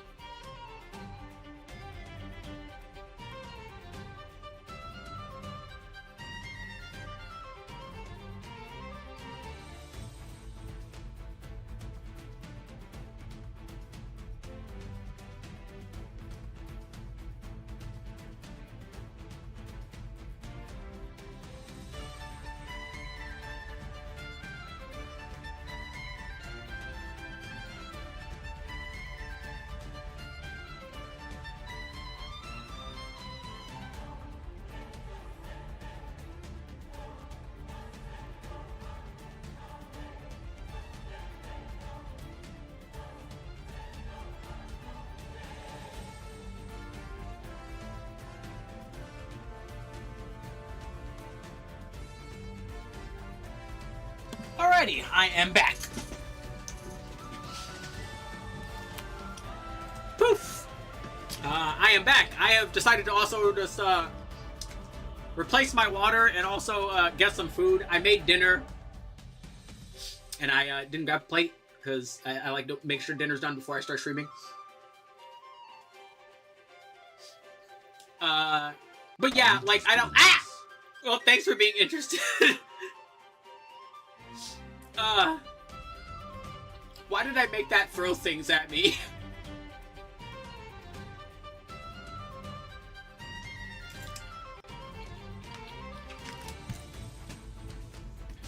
God, I hate eating on stream. Ugh. But yeah, like, cryo is absolutely strong. I'm not saying it's not. It's a very strong effect. Enemies not being able to do anything is very strong. But I very much wish cryo worked like it does in the pre-sequel than it does in the future games, because in the future games, it feels virtually useless in comparison.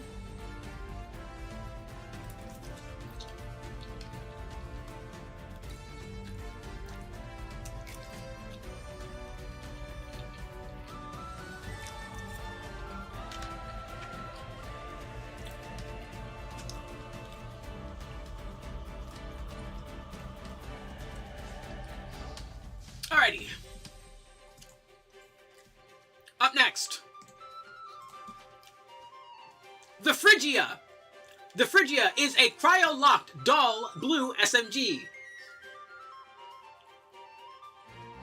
Now, it has a chance to fire twice, and it has a unique firing pattern that is not listed here, because this gun is a cryo version of the Lasco from Borderlands 2. The Lasco, if you don't know, is a guaranteed drop in Borderlands 2 for the area that you find it in. You simply walk on over to the puddle that it's in and you can grab it. And because it always scales to your level, it makes it a really easy gun to get to and to use as you play through Borderlands 2. This gun is very much the same thing, except it's just locked cryo, which is why it also shoots in a horse pattern. It shoots in the same as the Lasco cave drawings. It shoots in the exact same shape. It is just the Lasco, but cold. And yeah, cold is an understatement. This is probably, I'm gonna be real, I think this is unironically Athena's best freezer. And it's one of the best guns in the game for, like, everyone. Yeah, like, it is the Lasco, but everyone basically just treats it like it's a cryo slagga, which is very much how you also treat this gun.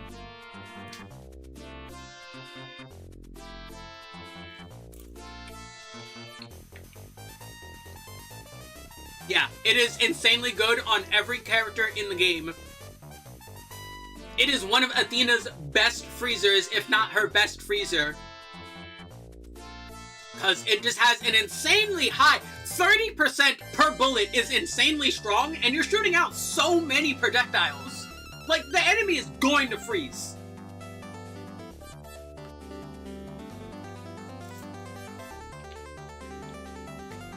This is one of the best guns in the game, and it's just one of the best blue guns in the series.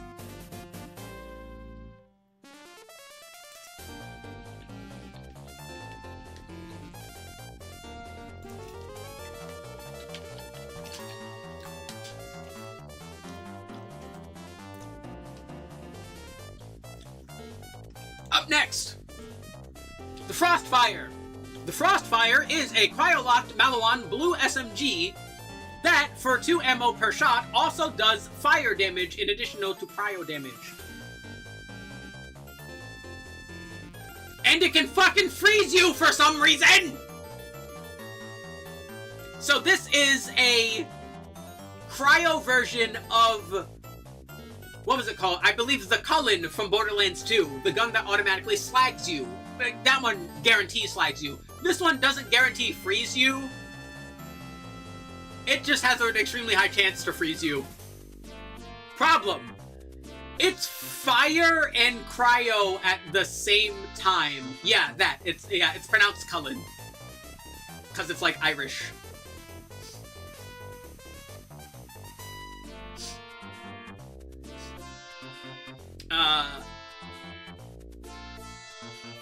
Yeah, this gun is just really weird on everyone, but it's especially weird on Athena. Because it's cryo, you can't use it as a starter.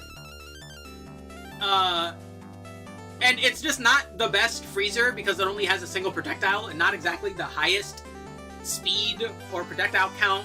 It doesn't do that much dot damage either.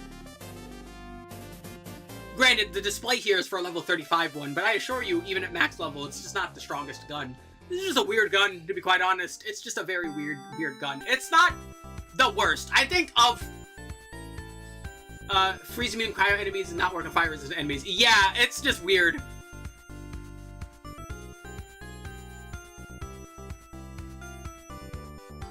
It's a weird weapon. It's just a very weird weapon. It's hard to get on top of that if you're not playing with the community patch as well.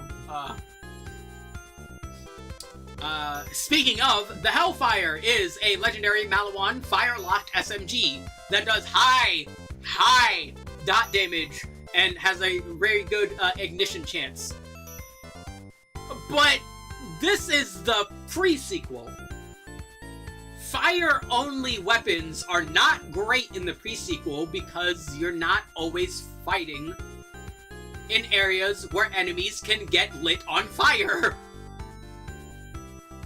And it makes this weapon, which what would have been like a fantastic weapon on Athena, only just a good weapon on Athena, because she is absolutely still the best user of this weapon in this game.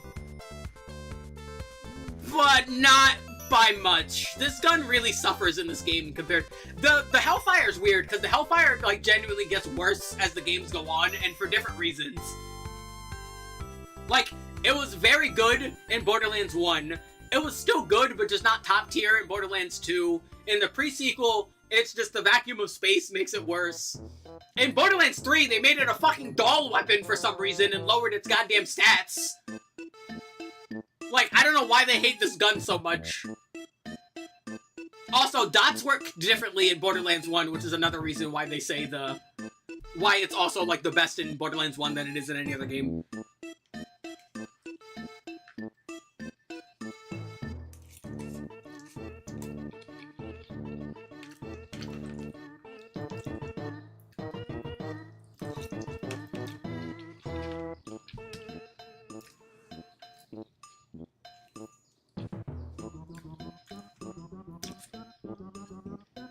Alrighty, up next. The IVF. The IVF is a Tediore legendary SMG that can come in all elements. It is pretty decent if you're using it as an actual weapon. However, more importantly, when used as its reload throw, it will then potentially spawn an extra 2 IVFs, creating 3 grenades essentially on reload for the price of 1, which is very strong. And while I don't love Tediore weapons on Athena, this one I can make an exception for. This gun actually has a very critical use in Athena's gameplay loop, as it is one of the best guns that she has for dealing with enemies that can reflect bullets. Like the Sentinel. Again, it's a bit tricky to try and use Tediore reloads on a character like Athena, who's most known for maintaining all of her ammunition, but you can basically one-shot the Sentinel with reloads with this. And it makes it a lot easier to deal with her when she's not shooting her fucking, reflecting your own shots back at you. Making the IVF a very good gun on Athena. Honestly, it's pretty good on everyone. But Athena can also make use of it. I think of all the Tediore weapons that you actually want to throw, this is definitely the best one for her.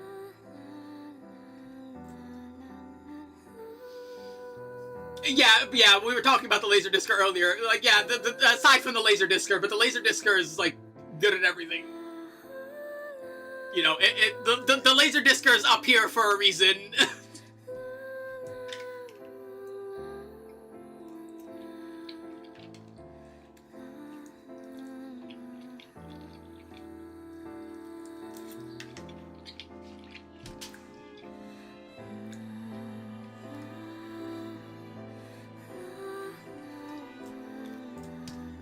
Up next. Alright, we only got 3 left, so let's pull them up.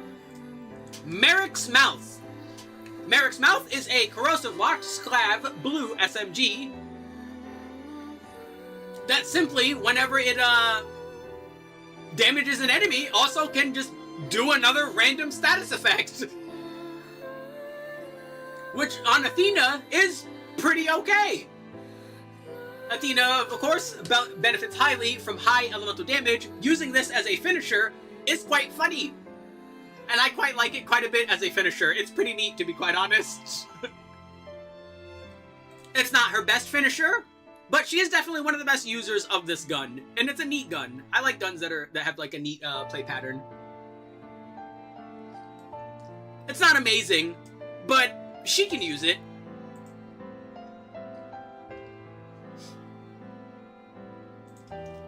Up next, the Meat Grinder. The Meat Grinder is another scav blue SMG that can come in all elements and non-elemental.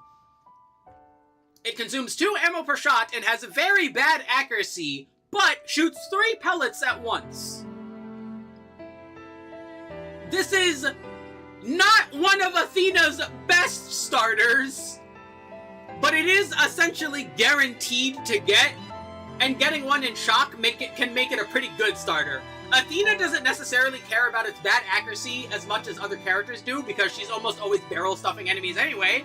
So, hey, if you get one that's shock, it can be pretty handy. I'm not gonna say go out of your way for it, but it can be alright.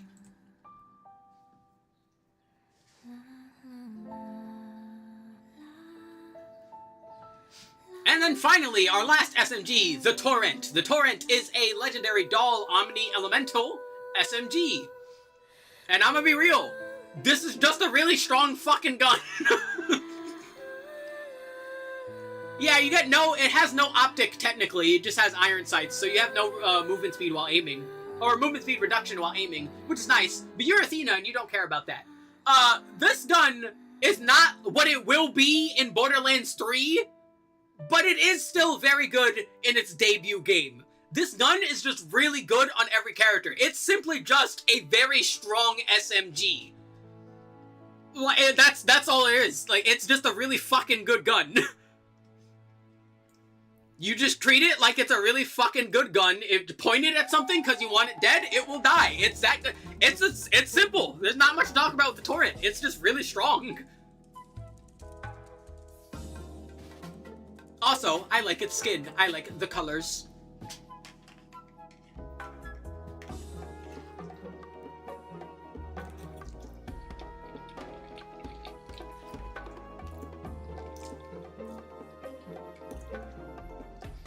If I had to pick someone that utilizes this gun the best out of everyone, I think it would either be Nisha or Jack. Particularly Nisha using a non-elemental or cryo version is very strong, and Jack can use elemental versions mixed with a different element, like he can with a lot of weapons, and make it strong that way. But honestly, this gun's just good on everyone. I appreciate that this game does have a good mix of what essentially seem to be highly tailored character-specific weapons, as well as just generically good weapons no matter what. I think a good mix of both of those is really nice.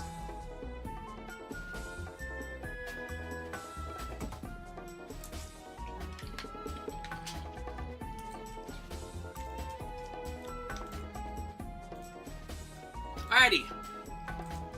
And our final category of weapons are our snipers, which, to no one's surprise, you will come to hear that this is generally the weapon category Athena uses the least.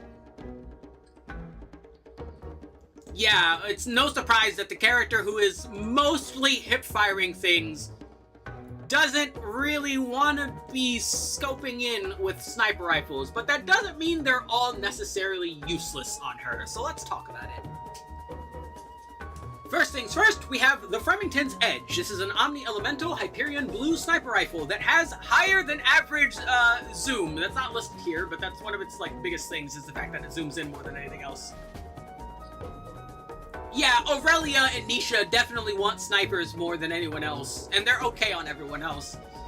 But Athena definitely wants them the least out of everyone. A sniper rifle has to do something very specific in order to, for Athena to want it more than others. An important thing about the Remington's Edge is it has both good base damage, good crit damage scaling, as well as extra crit damage when you're scoped in. Which, again, Athena's just not going to utilize. Like, this weapon's honestly pretty good, just not on Athena. It's not for her. And most snipers are going to go in not for her, to be quite honest. There's the Invader, which is another Omni-Elemental Hyperion legendary sniper rifle. It shoots in semi-automatic, kind of. Because if you ADS, it will burst fire. This gun has always felt weird to me, not gonna lie. I'm not the biggest fan of this gun. But again, the other characters can just utilize this gun better than Athena can. Be ready for the sniper rifle section to be very fast. There is the Long Nail. The Long Nail does direct damage to enemies' health and ignores their shield. This is a pretty damn good effect, honestly. It's just, again, Athena's just not the kind of person that wants to use something like this, but it's one of the ones that she can use more than others.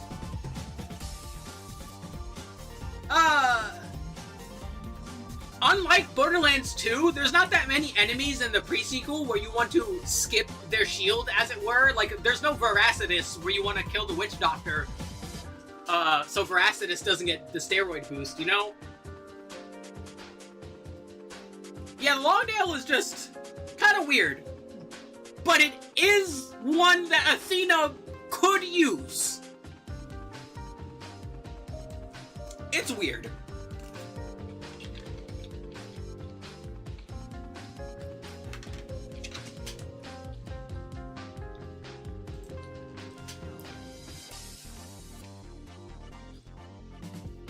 Yeah, like, it can be pretty good on Deadlift, because Deadlift has really high shield and low HP.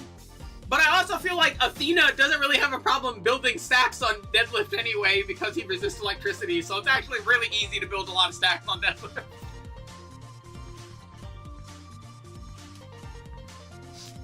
His electric resistance ends up being his downfall against Athena, which is kind of funny. But it is absolutely still usable on Athena. Just not as much as the other characters. But I'm still going to give it, like, an extra point. Up next, the Magma. The Magma is a fire-locked Malawan legendary sniper. The Magma, when it hits an enemy, will then explode like all the other Malawan shots and just do insane amounts of damage. It is pretty solid, honestly.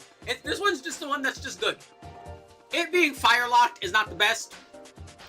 But if you want to use it as, like, a fire finisher, you could do that with this gun, honestly. It's pretty good. It doesn't make lava puddles like it will in 3, not yet, but, you know, it's still okay. The Omni Cannon is a non-elemental Hyperion legendary sniper rifle. That's bullets deal explosive damage. Yeah, the Magma is just the volcano, yeah. So yeah, the Omni Cannon deals explosive damage. Again, I would have loved to have the game be able to test to see if the explosive damage gets boosted by Maelstrom, even though it is not listed on the card. My game decided to shit itself, so I guess we're not doing that today! And because of that, I'm not sure where to rate this gun. Because if the explosive damage can get boosted by Maelstrom, I think it would be higher than others, because it would make a really good sniper finisher. But I don't know if it can or not. So I am at quite the impasse. Where do I put you, Omni Cannon? I am currently cannot place you because of a lack of information that is critical to your placement.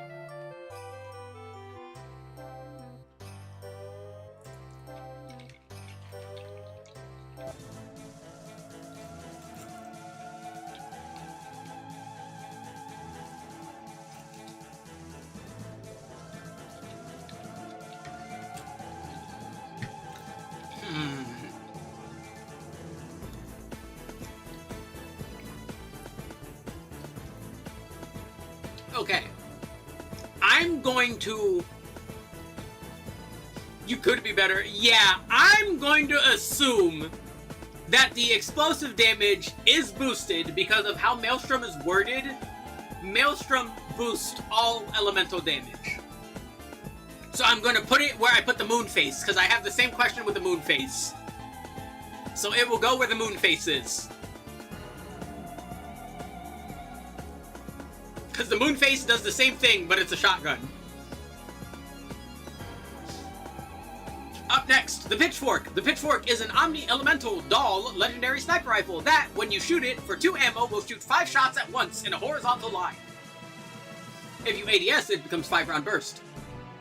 So this gun is always been kind of weird to me because there's virtually no enemy that's wide enough to actually utilize this effectively, like, ever. Even against EOS, there's just better things to use against EOS. But it is a 5 projectile sniper rifle to be able to be used against EOS, so I'm not gonna put it too low. Something as big and wide as EOS could definitely warrant you having this and using it against him, so... Yeah, or Ibujiro. Well, Ibujiro has always been awkward for me because he's always facing me head on. He never lets me, like, hit all 5. But yeah, you could potentially use it on Ibujiro as well. But yeah, I can't really put it any higher because there's just not that many enemies. Yeah, it could be used on the final boss as well. There's just not that many enemies where it's like a good option. There's like a handful of moments though. So, you know, you can do better. The Plunket, up next. Yeah, that's another thing. It's definitely easier to use in the pre-sequel than it is in 2, because 2 has, like, what?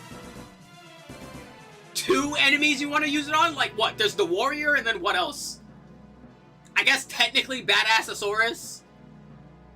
But you might not want to do that because of the fucking projectiles reflecting. The fuck else would you use it against? Maybe Hector? Who knows? It's a weird gun.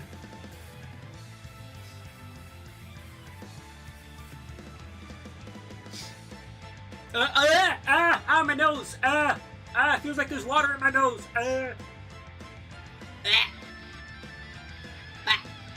Okay. Ow, that hurts. Up next, the Plunket. Plunket is a non-elemental Jacob sniper. If you get a critical hit, it will consume ammunition from your backpack rather than your magazine. And since it's not elemental and doesn't have any elemental effects, it doesn't really synergize with anything Athena wants to do, it's very simply not for her. Great on Nisha, though. Nisha loves this fucking thing.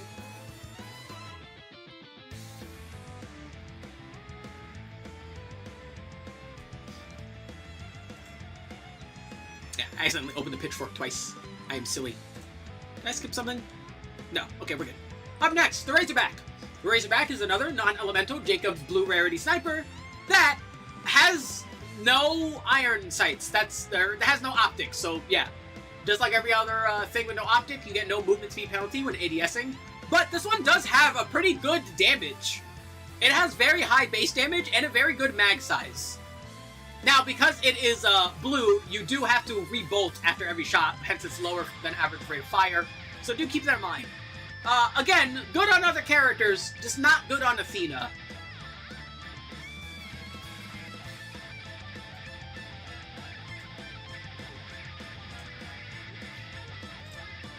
Up next, the Skull Masher.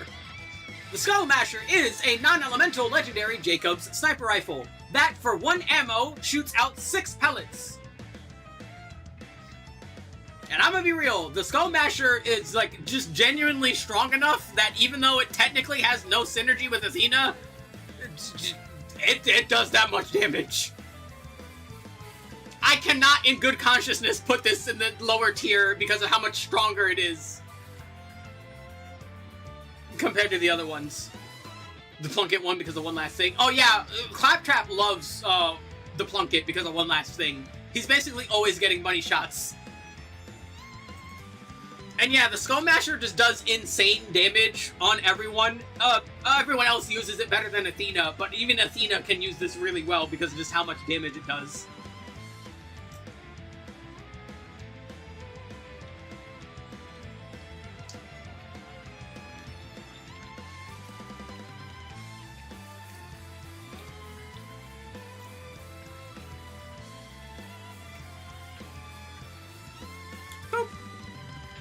Up next, the Machine! The Machine is a Vladoff Omni-Elemental Blue Rarity Sniper that has the laser's continuous damage bonus. Has a higher than average max size of 38 on top of that, and pretty decent base damage, accuracy, and fire rate for a sniper rifle. Finally, we have one. A sniper rifle Athena can actually use. Honestly, this is another one that everyone quite enjoys quite well. Naturally, because of the continuous damage bonus, Athena can benefit from it a little more than other characters, and it can come in elements, meaning you can element match to maximize damage on targets after, and use this as a finisher. And it's a damn good finisher too. And it has a really high dot chance and dot damage. This is a very good weapon.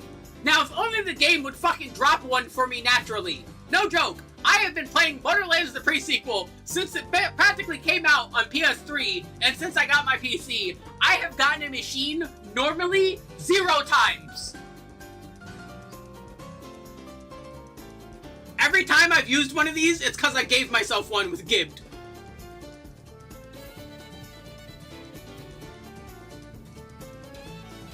This gun hates me. It doesn't want me to use it. I've gotten fucking... I've gotten more twisters than I've gotten a machine.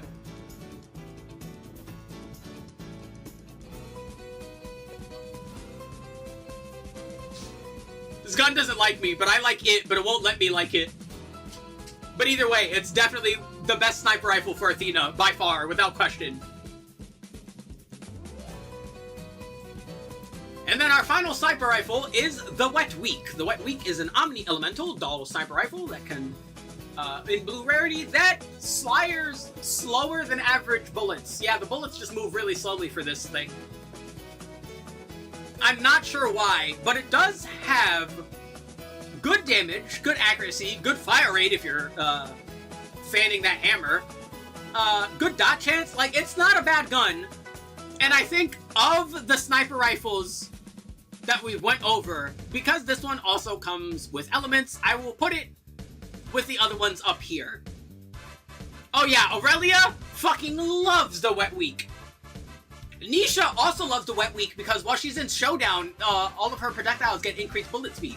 So Nisha can also utilize the Wet Weak really well. But yeah, not really Athena, but it is at least has an element and gives her some capability.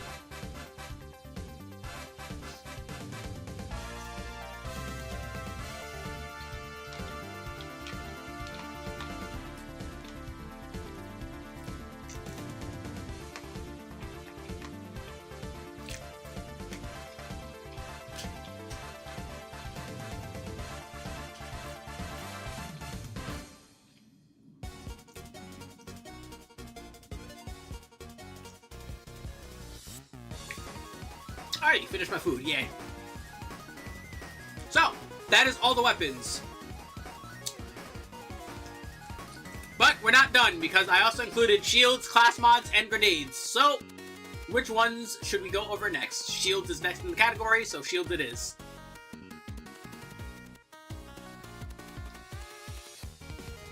Alrighty. So, reminder, Athena is the kind of character that has high shield regeneration. Because of how strong Conduit is, Athena can essentially keep her shield up at all times. So, any shield that doesn't want to be up at all times doesn't really benefit her. Or any shield that needs to break repeatedly to benefit from its effects is also not the best on her. So let's go over it. The Asteroid Belt is an omni-defensive shield made by Torg. How how it works is whenever your shield is up, if you are attacked, you can launch a meteor at whoever melees you. Which, honestly, is not half bad for Athena. Now, of course, because of its elemental capacitor, non-elemental makes it explosive, but if you have an element attached to it, the meteor will be that element. This is just a nice shield to have. It's just simply pretty okay.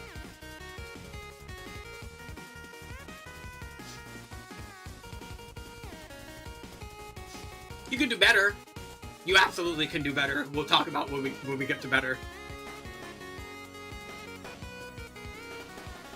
Yes, it'll proc 1 damage while the shield is active at melee attackers. And because Athena can maintain her shield, she doesn't, and she's almost always in an enemy's face anyway. This happens a lot more for Athena than it will any other character, unless you're doing like melee claptrap. So this is an alright one on Athena.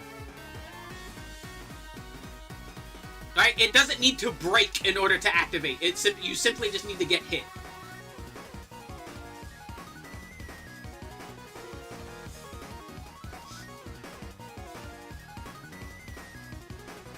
Not only melee attacks. Yeah, at melee attackers. Unless you're saying Loot Lemon is wrong, in which case you should probably tell them and not me. Oh, it also works on shots. See? Didn't know that.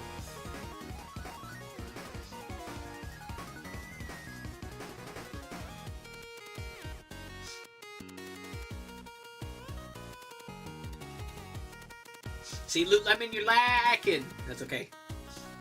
We still love you, Loot Lemon.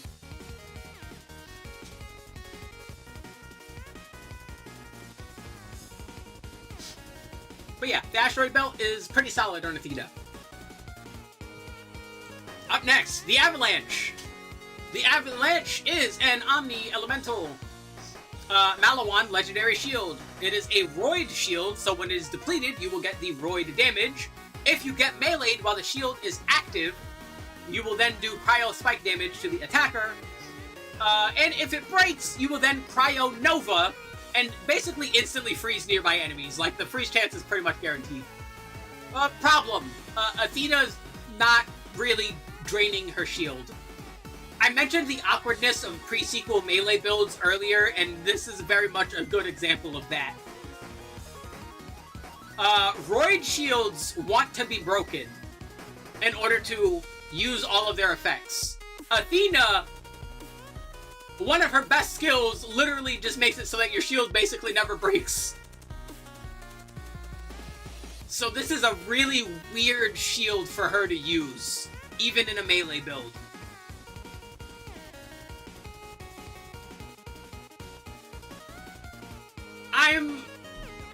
For Roid shields, I'm going to assume you're not using Conduit and you're using a bladed probe as like a melee thingy. Because otherwise, a lot of these shields are just simply a lot worse off. So I'm going to use that as the pretense. And if that is the pretense, the Avalanche freezing things for you after you've done building stacks is a good way to maintain your stacks and freeze things and melee things. Again, for Roid shields, let's say you're not using Conduit. But the Avalanche being able to essentially self-maintain freezing on enemies is nice. Up next, the Big Thumper is a Scav Omni-Elemental Shield that is legendary. When depleted, you get, I believe that is the highest Roid damage out of all Roid shields. But the more damage you do,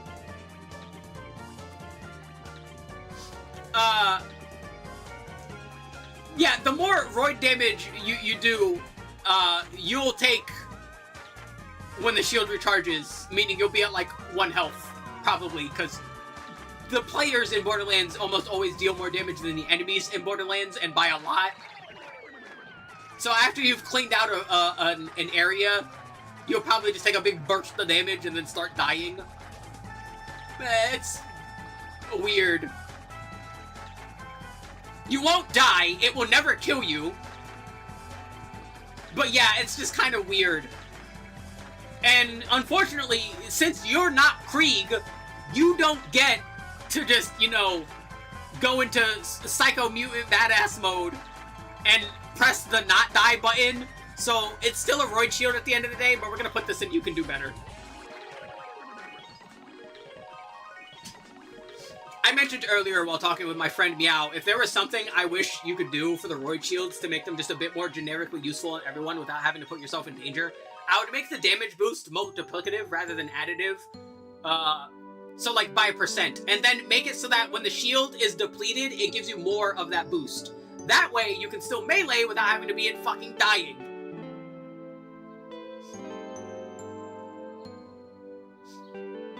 But yeah, that's not how melee works in Borderlands, so, you know, dare to dream. Up next, the Black Hole. The Black Hole is a non-elemental or shock Maliwan legendary shield that, when broken, creates a singularity that sucks in enemies and does a big ol' explosive electric damage.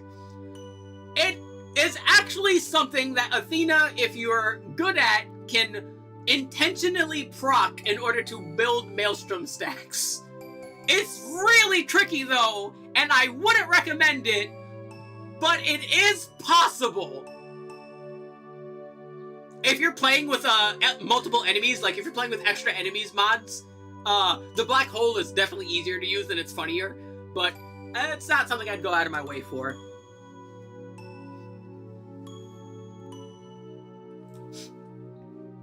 Up next, the Deadly Bloom is a elemental or explosive Torg shield that is purple. When broken, you will blow up. And then when you go into fight for your life, you will also blow up. That's it. You just blow up twice. It does really, really, really, really, really high Nova damage. But this is definitely funnier on Claptrap. So you want it on Claptrap rather than everyone else. Because Claptrap is constantly losing and draining his health and shields anyway. This is definitely a Claptrap shield rather than an Athena shield. But theoretically, you can boost its explosive damage with Maelstrom. So I will put it here.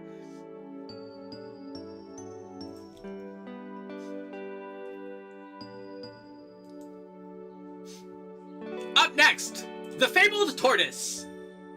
Oh yeah, it's also really good on Jack because of his doppelgangers. You see, you can give Jack's action skill where he makes 2 Gigi clones of himself. There's another skill in one of your trees that can give them your shield.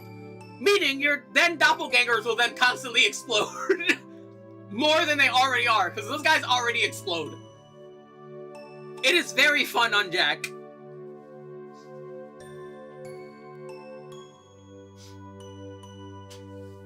Up next, the Fabled Tortoise can be non-elemental or have explosive resistance. It is a legendary pangolin shield that has extremely high shield capacity, but lowers your health, similar to a lot of other pangolin shields. While it's active, you lose 15% movement speed, but you gain 15% movement speed while it's depleted. So this shield has a very, very, very simple problem. There's literally just a better fucking shield, high capacity shield than this one. It's not bad, but it's just not worth the downside. It's not awful though. Like, I can't in good conscience put it in not for her. It's usable. But there's one that's just better.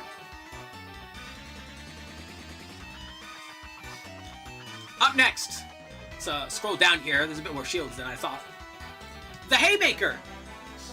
The Haymaker is a non-elemental dull blue shield for movement speed, for Clap. Yeah, Claptrap could utilize it. The Haymaker is an adaptive shield, meaning if you get hit with an element, you will gain elemental resistance toward that element. Listed on the shield right here, it says 65% for that one.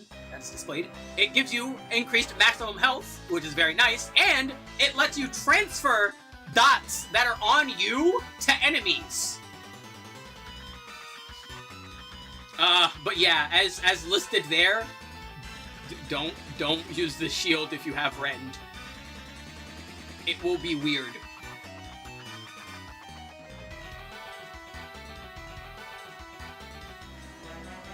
Do an allegiance run, need to get that. Yeah, it's This shield is really good on everyone. It's just like good shield capacity, good health, good resistance. It's just a great shield overall. I'm gonna be real, I think I'm gonna put it up here. It's relatively easy to get to. You need to do the slaughter pit for it, which is the last round can get pretty tricky, but that's about it. It's like the final part of the last round. I find the slaughter pit pretty easy otherwise. I think you can do that pretty easy. I think everyone can do this pretty easy. So yeah, Haymaker is just a really good shield. Up next, the Kala. The Kala is a Shark Vladoff legendary shield. It is an absorption shield that, while active, has a chance to absorb any projectiles and add them to your backpack. Just like a lot of other absorption shields. Weird thing about this shield, though, why is it shock? That's it. That's the only question I have. Why is it shock locked? That's weird. I think it has something to do with the name. I think Kala is like a Australian lightning thing, probably. I wouldn't be surprised if it is. But it's just kind of odd. But yeah, the shield's okay. Absorption shields are a bit weird with Athena because Aspis is, you know, out here reflecting bullets. Yeah, and it's not the Transformer, which would be very funny on Athena. But the Kala is okay.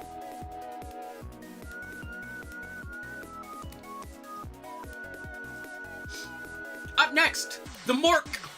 Where's Mindy? The Mork is an Anshin legendary adaptive shield.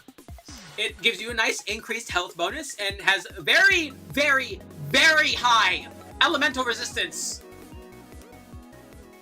I like when they have the different shield categories like hone in on their different properties, like stronger than the other ones. This one has the highest, I'm pretty sure the highest, elemental resistance out of all of the adaptive shields, which is pretty neat. Your mileage may vary with this shield, like a lot of shields, but it's a pretty good shield overall. And most characters can use it pretty nicely. It'll keep you alive. Ah! There we go. Up next, the Knot. The Knot is a non-elemental Tediore standard shield. Tediore shields tend to have lower recharge delay than other shields in exchange for having lower capacity. The Knot is very much the same. It has no recharge delay. It is always recharging. Always. Which makes it a bit weird on Athena. Because Athena also is always recharging her shield because of Conduit. So this shield's unique effect doesn't really apply to Athena most of the time. It's absolutely a better shield on Claptrap and Nisha, though. They very much enjoy this shield, but Athena doesn't, so this will be the first shield that goes in not for her.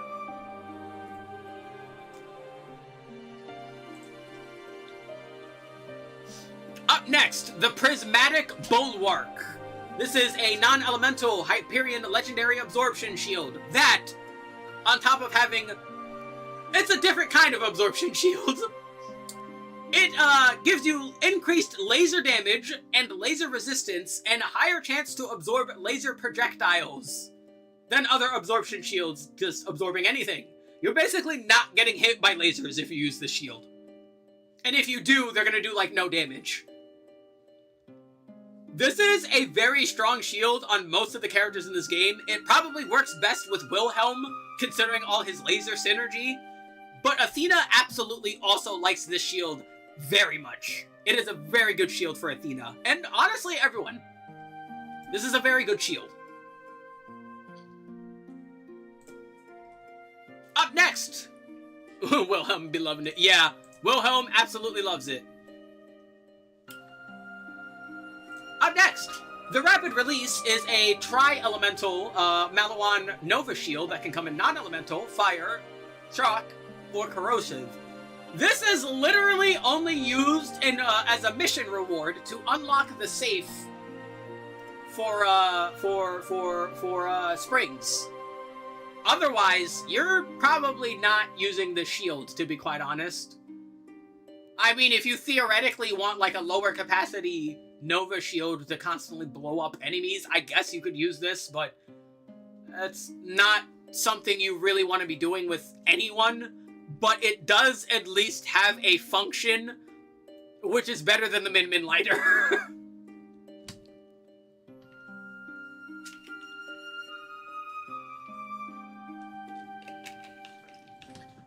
Because the Min Min lighter is genuinely, like, actually useless. Because even the character who can utilize it best cannot use it effectively. The Min Min lighter is awful. At least the rapid release has something.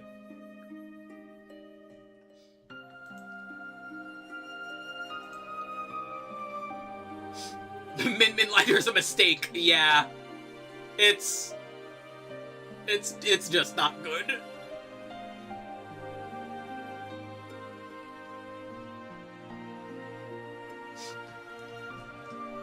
Up next, the Ryogenator is a non-elemental ancient legendary adaptive shield. It increases your max health, it gives you a health regen while it's on, and damage that your shield takes goes to health. So yeah, you basically, if you don't have full health and you get hit while your shield is up, it will then heal you instead, which is honestly really good. This is another one that's like just a really good generic option for most of the characters in the game for keeping you alive. And it's going in the same place the other like generically good ones are. It's pretty damn good.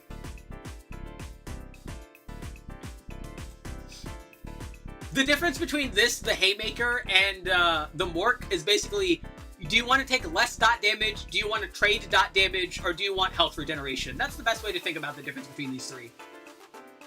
I see it for clap. Yeah, honestly, everyone could use the shield very well.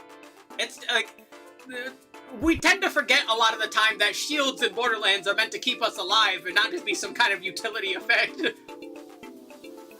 But the Ryogenator is very good at keeping you alive.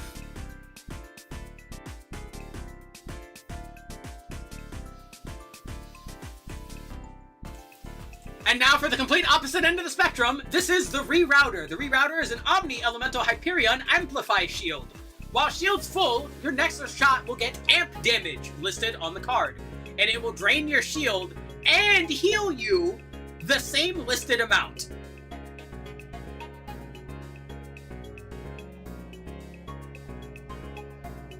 Now, Amplify Shields are very much where you're trading your defensive potential of the shield for offensive potential and even one-shotting. But on Athena especially, this shield is very good because she can always maintain it thanks to Conduit.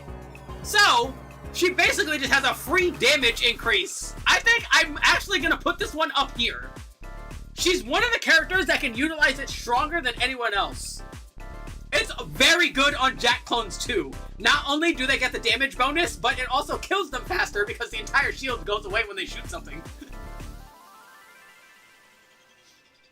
But yeah, Athena really likes this. It's slightly, I would say just ever so slightly better on Jack because it's also Hyperion, which means he gets the Hyperion Company Man bonus on top of that, which amplifies a lot of his other stuff. But Athena can use it very well as well. Also, Jack has shield regen when his clones die, so he can keep the shield maintained pretty well, but just not as well as Athena. It's a very good shield. Also very funny on Claptrap.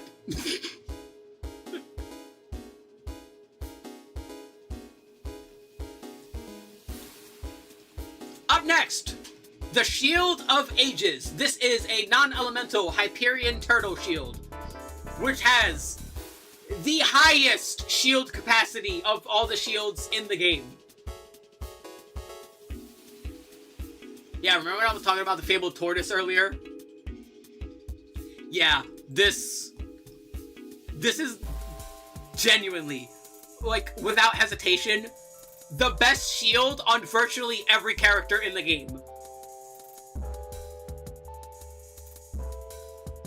You will struggle to die while you have this shield. You will extra struggle to die while you have this shield if you're Athena, because you will maintain its capacity way more than anyone else can. It's good on Claptrap because it's such high capacity that he can just constantly blow up and never need to worry about dying either. It's good on Jack just for general survival, and it's also Hyperion, so it matches with his Company Man bonus. It helps keep Aurelia alive really long. It helps keeps Wilhelm alive really long. And it's actually, like, Nisha's best shield, too. Because it lowers her health, meaning it builds her stacks of her green tree better than other shields do. Because when you lower your maximum health and take damage to your shield, that will count for more stacks of her green tree. Meaning it's even the best shield on Nisha as well. But yeah, if you want your shield and you want to not die, the Shield of Ages is probably your best bet.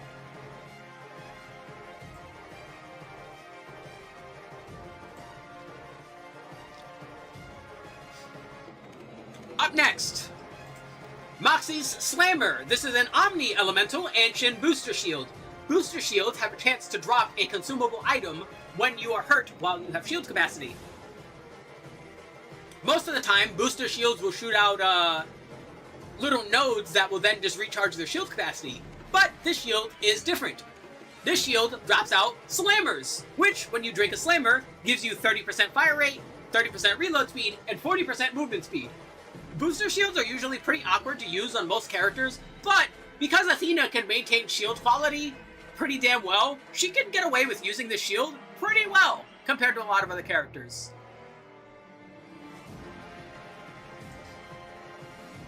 So it makes it a pretty damn good shield on her. Up next, the Sunshine! The Sunshine is a Fire Elemental Doll Nova Shield that, when depleted, will shoot out lasers. You'll basically just shoot out a ring of lasers. And it's, really weird. Not gonna lie. I wish it was just... I'm not kidding. I think I would have preferred if this was just a regular Nova.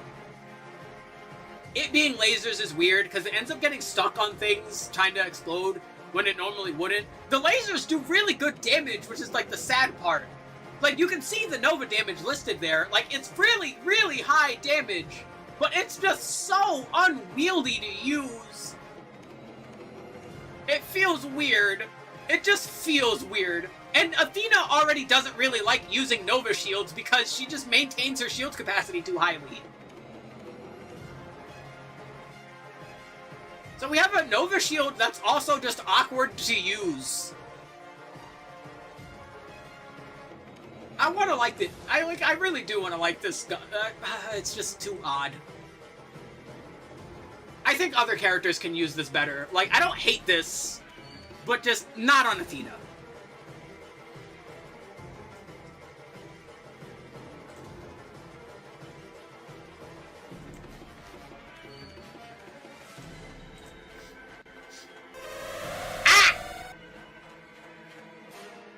He threw my gem slime at me.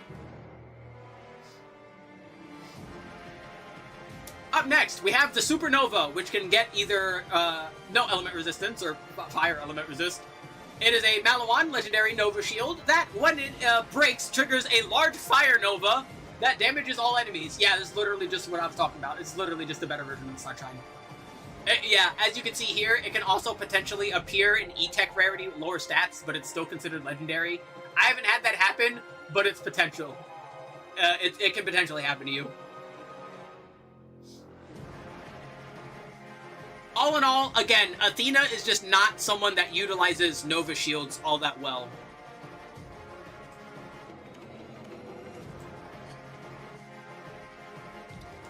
And our next four. Up next, the Cradle. The Cradle is an Omni Elemental Tediore standard shield that, when broken, flies forward and blows up.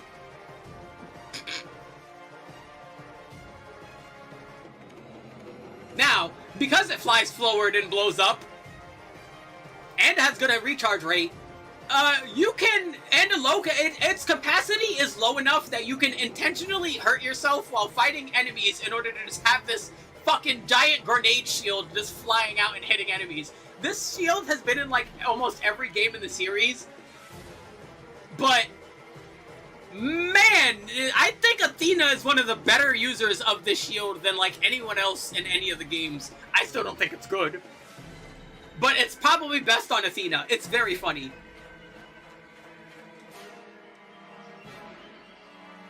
This shield has like such a weird like sweet spot of like wanting to be close enough to enemies to get damaged by the shield, not wanting to be close enough to get hit by the grenade, wanting like, you know, to not die when your shield breaks, but also like wanting to live long enough to fucking... It's so weird. It's just such a weird shield.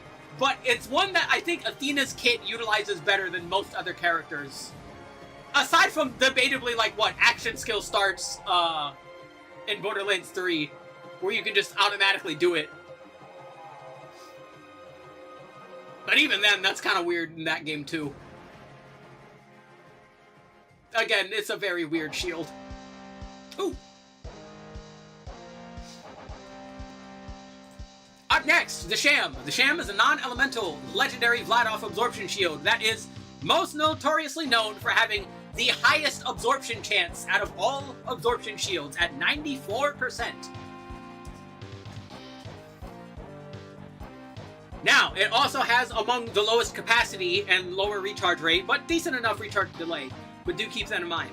Now, absorption shields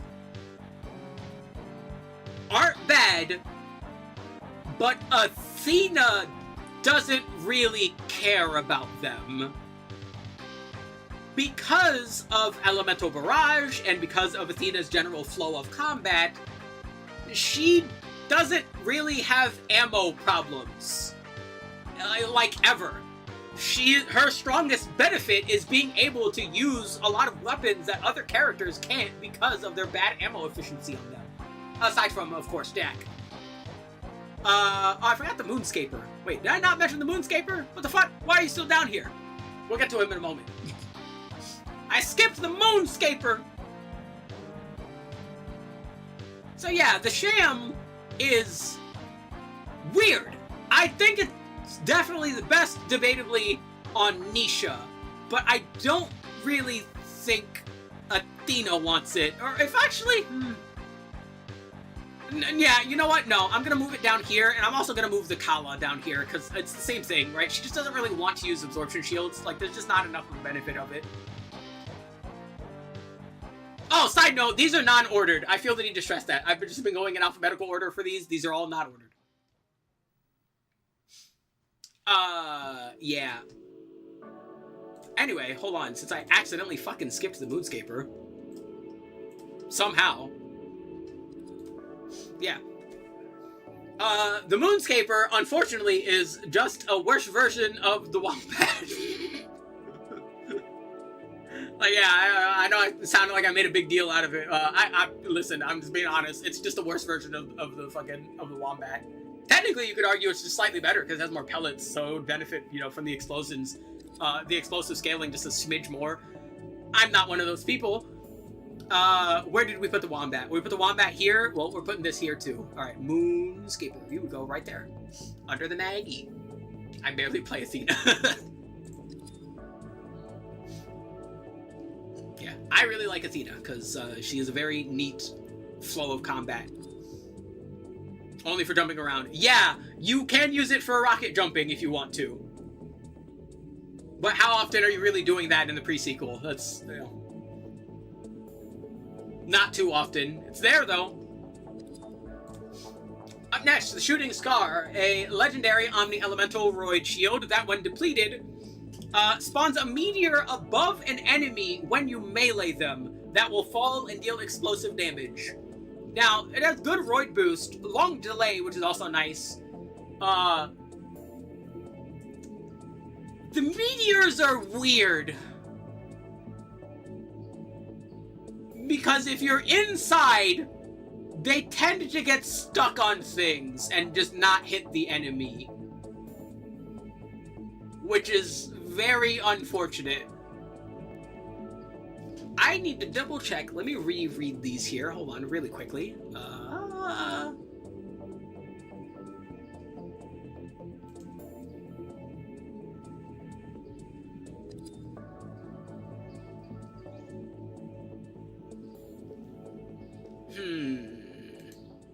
No, it does not seem like they changed the Shooting Star. That is unfortunate. I was checking the community patch to double check if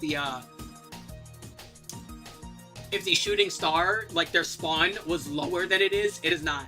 Yeah, this is a very awkward shield to use for most characters because its beneficial effect just basically doesn't work if you're not outside.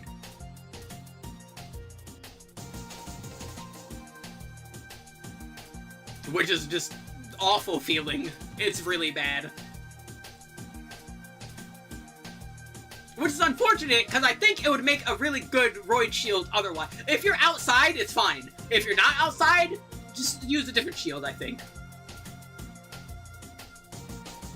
Up next, the Whiskey Tango Foxtrot is a dull legendary booster shield that regenerates your shield, but then also blows up. Yeah, it blows up. But annoying thing about it blowing up, with the boosters blowing up, is that they're all shock. They're guaranteed to be shock, which for Athena is fine, but it's kind of annoying for everyone else when the shield has elemental capacitors and the bullets are always fucking shock anyway. Like, why does it always blow it up and shock? Why can't it be in other elements?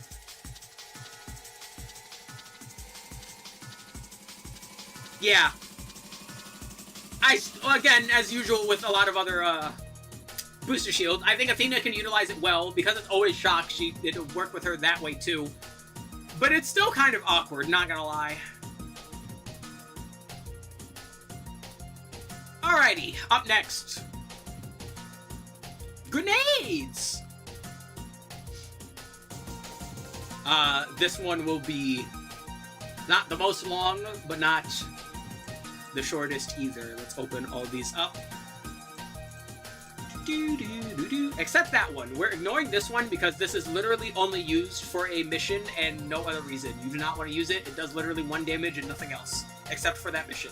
So we will ignore the monster trap. Up next, the Baby Boomer. The Baby Boomer is an explosive Torgue Merv grenade. Merv grenades spawn extra grenades after they blow up, and this one in particular bounces in a straight line because it's fucking... That's a fucking bouncing grenade for some reason. But when it hops a bound, it also spawns grenades every bounce. So that's why. Which, bouncing grenades are just weird. Monster Trap has a claptrap use? Does it? What, are you using it as like just like the weirdest fastball ever?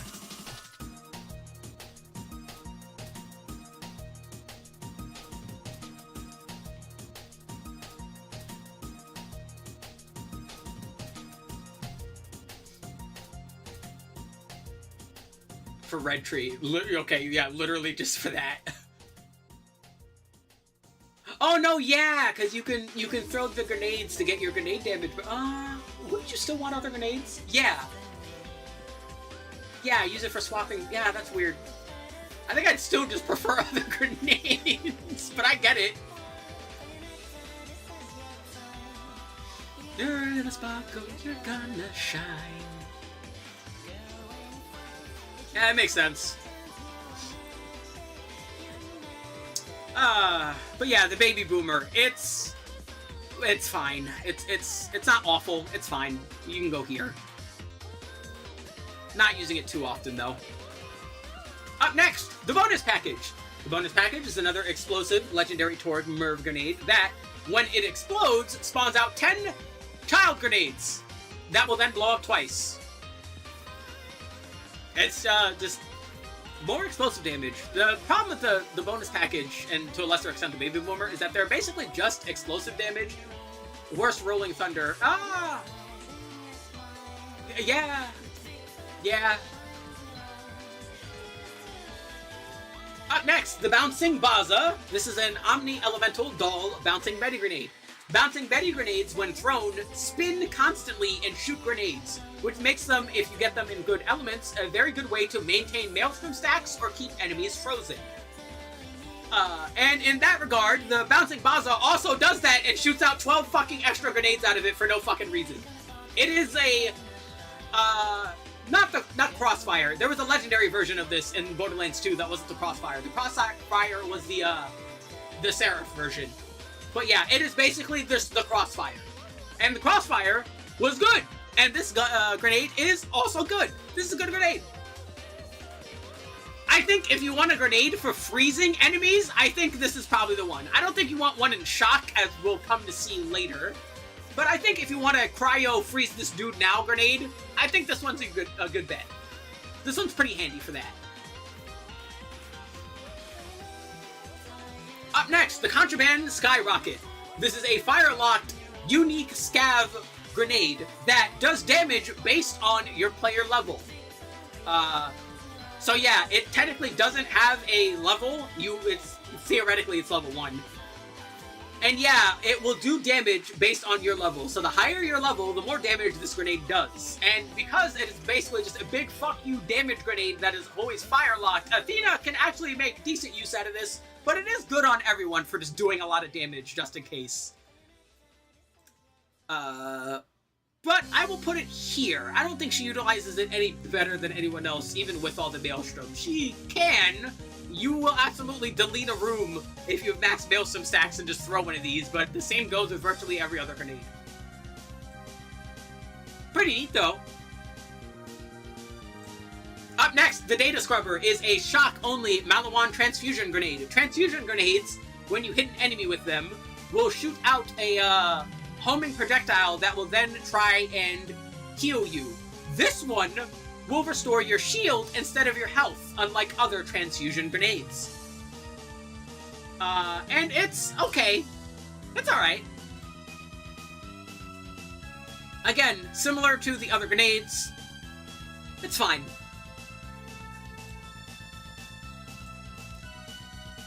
Data Scrubber, something's missing. Is it?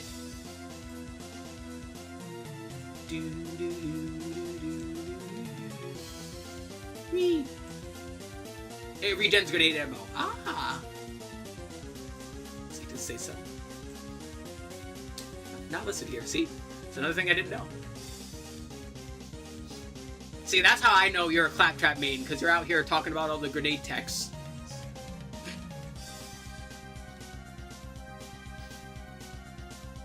I am not a Claptrap main. He's like my 4th most played character.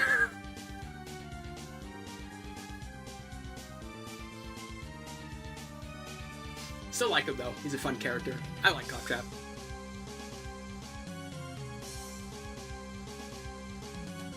Up next, the Fire Bee. The Fire Bee is a fire-locked, Vladoff legendary AoE grenade. So basically, anything that is in that area will just constantly be getting whatever the grenade's application is. So in this case, fire. So yeah, when you throw it, it will then put out like a little turret that will has 4 nozzles and will constantly spin and just constantly spit out flamethrowers as it's spinning. It also shoots out projectiles as it's doing that, making this a decent weapon to start building fire stacks for. So this is going to be the first grenade that we're putting up into, or second grenade that we're putting into, you want these. Because, yeah, it is a very good stack starter. And you can use a grenade for that instead of other things. Or sometimes you even use your grenades in addition to whatever gun is your starter, which can be pretty handy. It's not the best one, though. We'll get to that one much later. The Four Seasons is a non-elemental Vladoff AoE grenade. And I say that in quotes because rather than just doing one AoE, it will just cycle between all of them. It will literally just constantly emit all 4 elements as it is active. Which on Athena is quite weird and good. You can theoretically use it as a grenade finisher if you want to. Probably not a starter, because you don't want the cryo accidentally freezing your stacks when you only have like 30 stacks or whatever. But if you're using this as a finishing and just want that big old Omni elemental damage, honestly, you can do that. It's pretty alright. I don't know about anyone else, but I also find that enemies tend to drop this thing a lot. It might just be me. I swear, I get this thing a lot more than like a lot of other legendary grenades, unless I'm like explicitly farming them.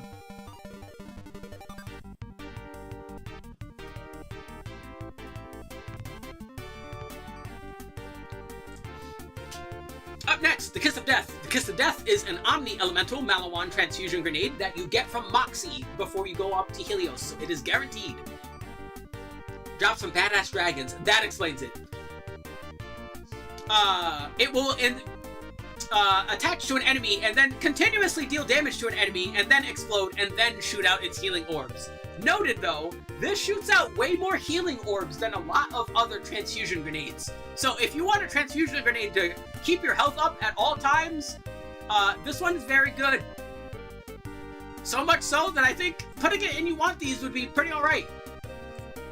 It's a pretty solid option if you want health. Speaking of, the Leech is a quad element Malawan legendary transfusion grenade coming in Fire, Shock, Corrosive, and Cryo. It also is just a pretty good transfusion grenade. It's just a stronger than average transfusion grenade. Oh, and as you might guess by the name, also drops the projectiles on the enemies and it sticks to them. I will put it in the exact same spot as the Kiss of Death, because it is functionally identical. If you want health, they're fine, but I typically don't use these. I tend to go full reliant on maintaining my shield for Athena, so I think for Athena in particular, they're just okay. Yeah, you know what, matter of fact, I'll bump them down. I don't think putting them up here is, I don't think they're as good as that, but they're fine. Don't get it twisted, they're absolutely fine.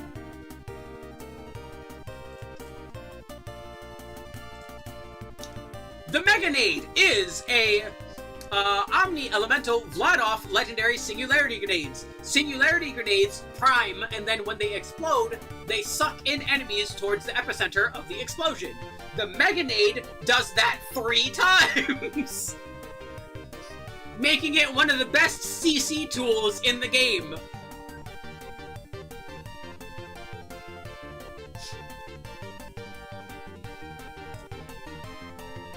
The Meganade is exceptionally useful at repositioning enemies to wherever the fuck you need them to. Now granted, you tend not to do that too much in the pre-sequel compared to Borderlands 2, but it is very good.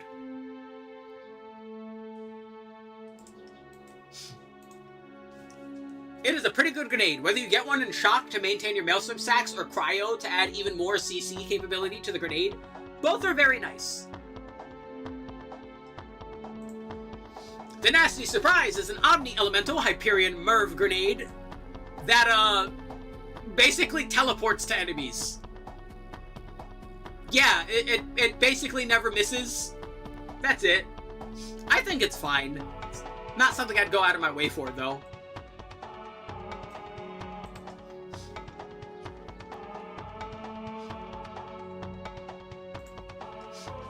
The Pandemic is a corrosive-locked Vladoff legendary Merv grenade that, similar to other Vladoff grenades, constantly emits corrosive damage, but it also spits out the Merv projectiles, so it shoots out 3 additional grenades as it is spinning, which is pretty neat.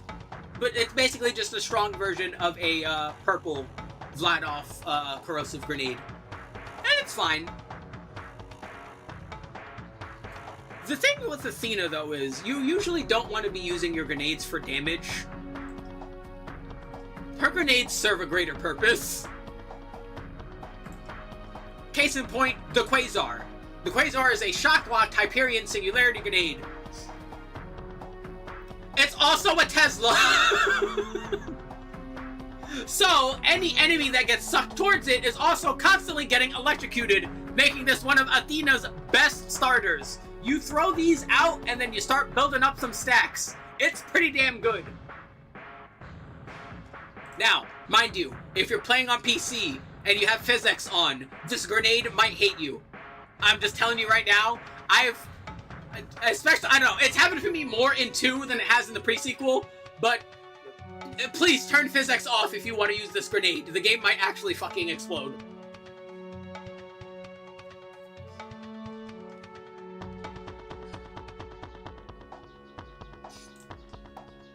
Up next, the Rolling Thunder is a explosive locked Torg legendary Merv grenade that, similar to the other Merv bouncing ones, constantly explodes as it bounces along. And then, if it hits an enemy, it will spit out child grenades, which is really cool. I think it's probably just, for the damage of it, the best of all of those types of grenades. So here you go. You still go with the other ones, though, because I still think the other ones serve Athena better. Up next, the Snowball.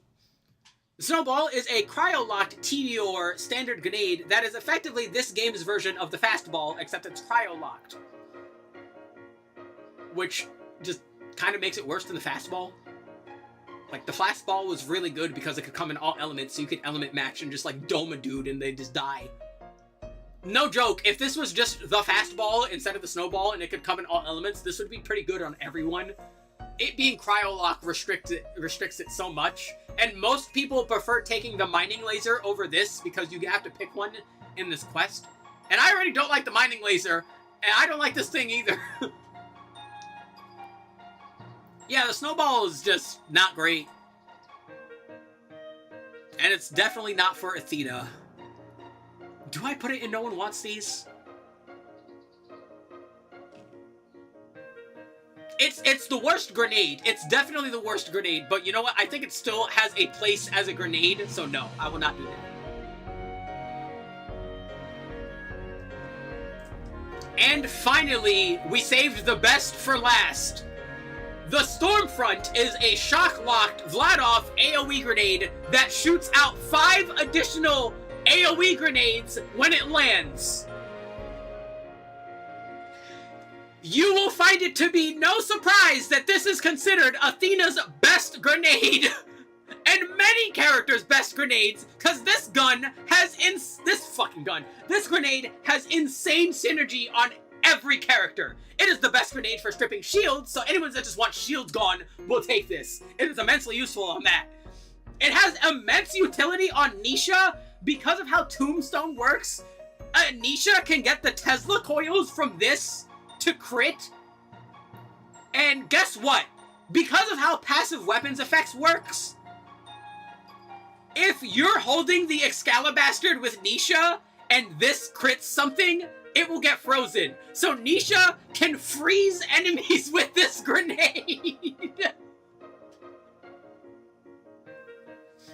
It's useful on Aurelia because it strips shields extremely well, and that helps her sniping capability a ton. It's good. Just stripping shield, it's the best shield stripper. The shields are gone.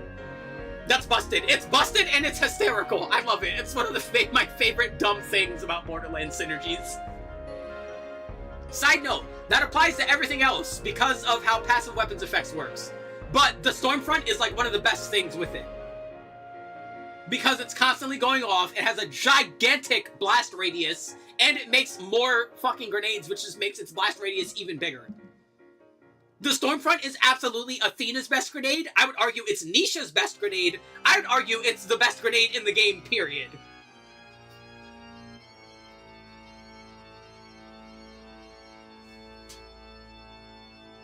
It is an insanely strong option on everyone, with like gold stars on Nisha and Athena.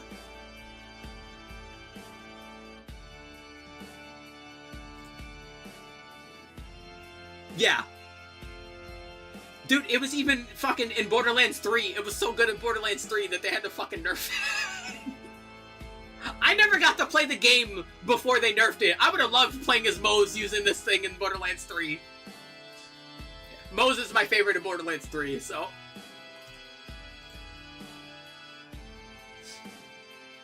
Oh yeah, in Borderlands 3, all of the Teslas that came out of it used to count as grenade damage, meaning they would count and proc all of her grenade skills. They don't do that anymore.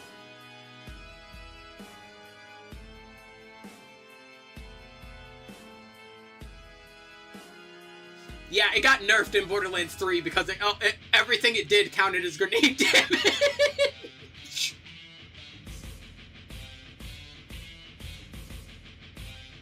Matter of fact, is that listed here? Hold on, that might be listed here.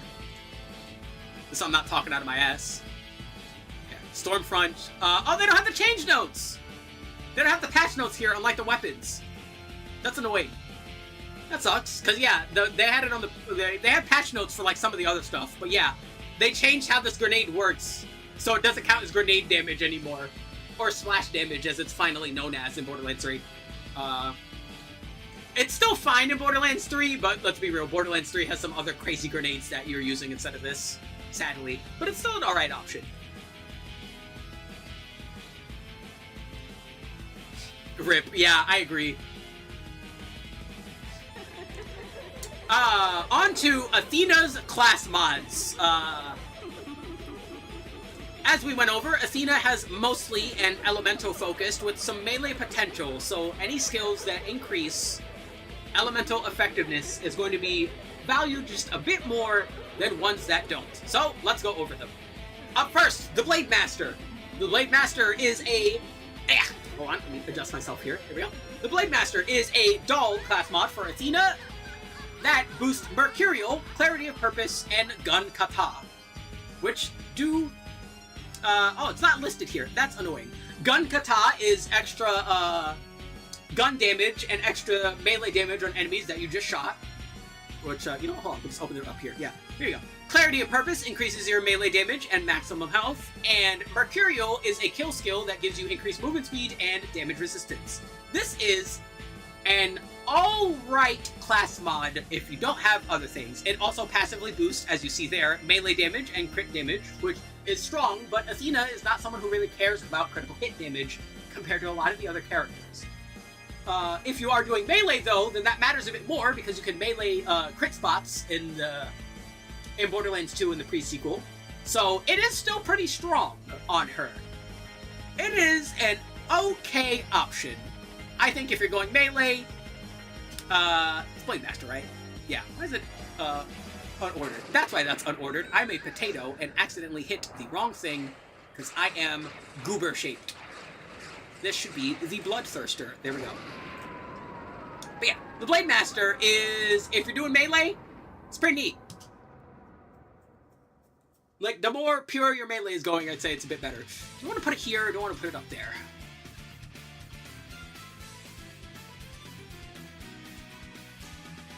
I think I'll put it up here for now. I think it's probably one of the ones you want to go for if you're going melee. The Bloodthirster is another purple class mod for Athena, this one made by Scav, boosting Clarity of Purpose, which we went over, Fury of the Arena, and Omega Senshu. Fury of the Arena increases your fire rate and reload speed for every bleeding enemy, which is very awkward, and just not a great skill in general, and the boost don't make it boost that higher, to be quite honest. And Omega Senshu is extra damage against enemies that are underneath half health. This one gives you health regen and melee damage, both of which are very solid. Those are both very solid, but I definitely feel like this one is worse than the other one, so I will put it in this tier instead. Although the boost to Omega Senshu is very strong. The Omega Senshu is a good skill to be boosted. Up next, we have the Canoness, a Jacob's class mod that boosts Prepare for Glory, Photos, and Omega Senshu. Prepare for Glory increases the gun damage that you get for taunting enemies when you activate it, which is nice. Photos is the movement speed and gun damage, while Aspis is active, which is also nice.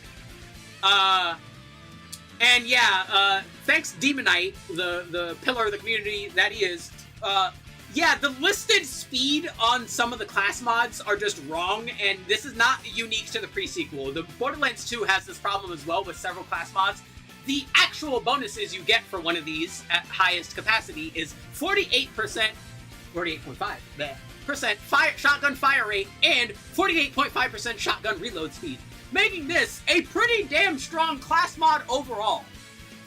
The Omega Senshu boost and the shotgun damage bonus is very strong, and keep in mind, every damage multiplier, or every new thing that gets improved damage-wise is like multiplicative with everything else. So, this additional shotgun damage is going to do more than if this was just 25% gun damage, as an example. Because it's considered a new thing that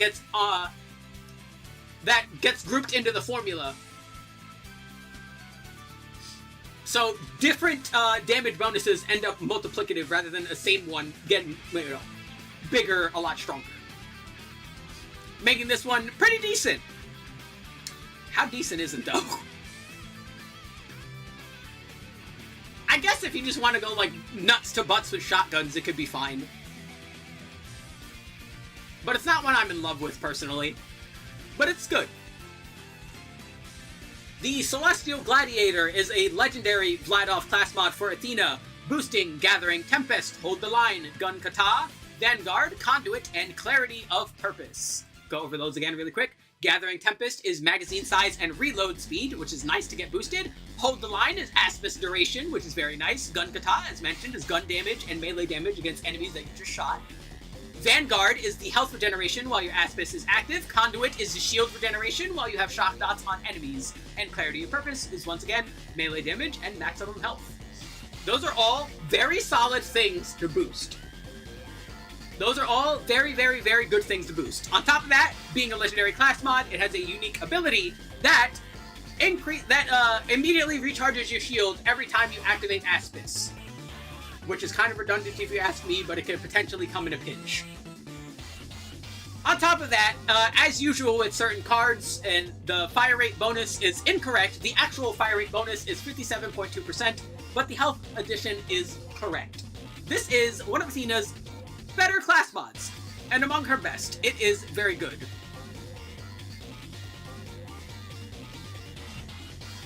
Legendary class mods are also very easy to get because you can just blend together 4 class mods in the grinder, and you'll almost always just get the legendary, the celestial ones, which is very nice. So yeah, it is a very good, very solid overall. I think I would classify this as a good generic Athena class mod. It's pretty solid all around and boosts like all capacity across the board. It's very good. Actually, hell, you know what? Yeah, we'll put it up here, actually. Yeah, it deserves to be up here. Up next, the Chronicler of Elpis. This is a legendary doll class mod for Athena that boosts Stalwart, Tear, Bloodlust, Unrelenting, and Overload. Stalwart is simply max health as well as absorption for nearby allies if they get hit. Or your allies can, shoot it, and it's that. My bad. Tear is increased gun damage to bleeding enemies, which again is very awkward. There's not going to be that many enemies that are bleeding constantly while this is on. If there was a gun that you would shoot and deal bleed, I think this would be a lot better to try and build around, but the fact that bleed only applies on melees makes this awkward. Bloodlust, which again is another bleed thing, it's enemy health regeneration while enemies are bleeding. Unrelenting is the kill skill that activates, giving you fire rate and weapon swap speed per Maelstrom stack, which is one of her better skills, one of her best skills. And then Overload is the dot spreading if you kill an enemy that is fire or burning, making it almost practically guaranteed if this gets up to 11, which is fine. No, it's fine if you're mobbing. On top of that, it has 3 unique bonuses that all of the Chronicler of Elpis class mods have, giving you freeze chance, cryo damage, and shield capacity. So, of the Chronicler class mods, Athena's is not the worst, but it is among the worst. Athena doesn't really care for any of the bonuses. She has no problem maintaining her shield, so she doesn't need shield capacity. She has no problem freezing enemies because of all the stack building that she's doing.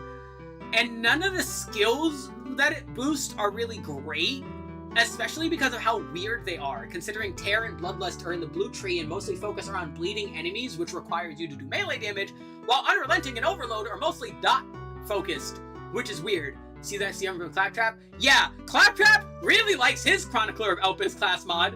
Nisha really likes hers. Athena, not so much. So yeah,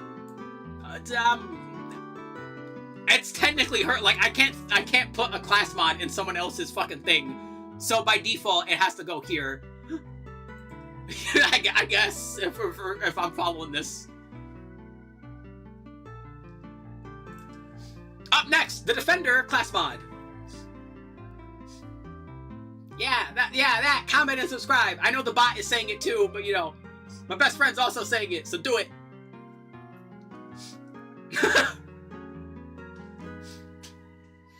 Up Up next, the Defender class mod, an Anshin Athena class mod that boosts United Front, Superconductor, and Conduit. You might be able to tell what the shield, what this class mod does. It boosts her shield capacity as well as recharges nearby ally shields. Getting that boosted is pretty nice. It boosts Superconductor, which shocks nearby enemies if they hit you, which is also nice. And it boosts Conduit, which is the regeneration from shield regeneration from shock dots. It also gives you a lot of shield capacity. Yeah, this is pretty self-explanatory. This is a defensive class mod for Athena to keep her and her friends alive just a little bit more. And it's not that bad, but it's not something I'd go out of my way for. Yeah, it makes you tanky. Yeah. And it's good at that. It is good at that, because it boosts all the skills that you'd want to boost with that. Except maybe debatably, well, United Front just boosts its damage. So yeah, not United Front, Prepare for Glory.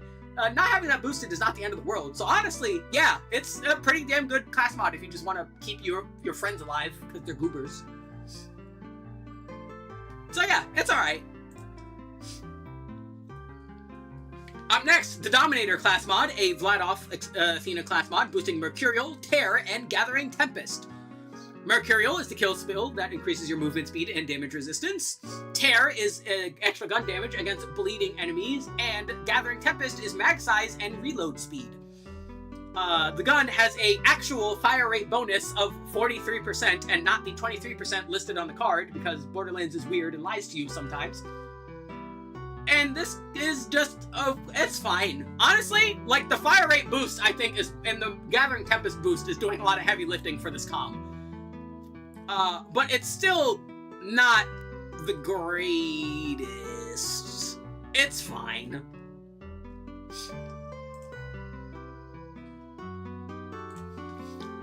The Dragon class mod is a Maliwan class mod for Athena, boosting Overload, Gathering Tempest, and Omega Senchu. Overload is the dot spreading when an enemy dies with a fire or shock dot. Gathering Tempest is mag size and reload speed. And Omega Senchu is extra damage to enemies that are beneath 50% of their HP. It also has an additional 49% burn damage attached to it, which is very good. This class mod has exactly one problem. It is completely overshadowed by a completely different class mod that we'll talk about later, but it is still good. If you don't have that class mod and you have this class mod instead, you're still happy to have this one. But man, is it getting overshadowed in a moment. Up next, the Iridian Vanquisher, a legendary Hyperion class mod. Yeah, it being fire-focused rather than shock-focused is a problem, but it does boost good skills, and it's a pretty decent overall comm. This one boosts Invictus, Unrelenting, Mercurial, Aphodos, and Gathering Tempest. Invictus is Aspis damage. Unrelenting is a kill skill, boosting your fire rate and weapon swap speed per your Maelstrom stacks. Mercurial is the kill skill, boosting your movement speed and damage reduction. Aphodos is extra movement speed and gun damage, while Aspis is active. Gathering Tempest is mag size and reload speed. The Iridian Vanquisher also gives Elemental Effect Chance, Air Control, and Max Health. I should note, if you are playing the community patch changes everyone's Chronicler of Elpis and I believe their Vanquisher comms to have completely different bonuses that actually synergize with the character more than just the generic cryo increases, so do keep that in mind. It just occurred to me to mention that, since I did, again, I'm assuming if you're playing on PC and we're using the community patch, because some of these weapons are a bit easier to access in the community patch, that is the last time I'm going to say that. But yeah, the Iridian Vanquisher is fine. Extra Elemental Effect Chance is insanely strong on Athena, which is very good. Air Control is weird to me. It's good, but like, you shouldn't be like accidentally throwing yourself off cliffs anyway.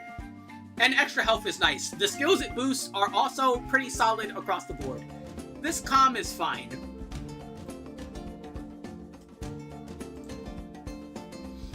Up next, the Femme Fatale. The Femme Fatale is a Hyperion comm for Athena, boosting Unrelenting, Mercurial, and Gathering Tempest. Unrelenting is killing fire rate and weapon swap speed per Maelstrom stack on kill skill. Mercurial is kill skill, movement speed, and damage resistance, and Gathering Tempest is mag size and reload speed. On top of that, this comm also boosts SMG mag size and SMG damage by 49% and 43% respectively. This is a very good comm for Athena, and if you are using the IVF to kill the Sentinel like I suggested, it goes up here with the IVF, because this boosting the IVF's damage and mag size makes the TDR reload that much stronger and makes it a very good comm to use to take down the Sentinel without having to worry about getting bullets shot back at you. Because the Sentinel decided to go all Matrix in Jedi mode. Very good comm.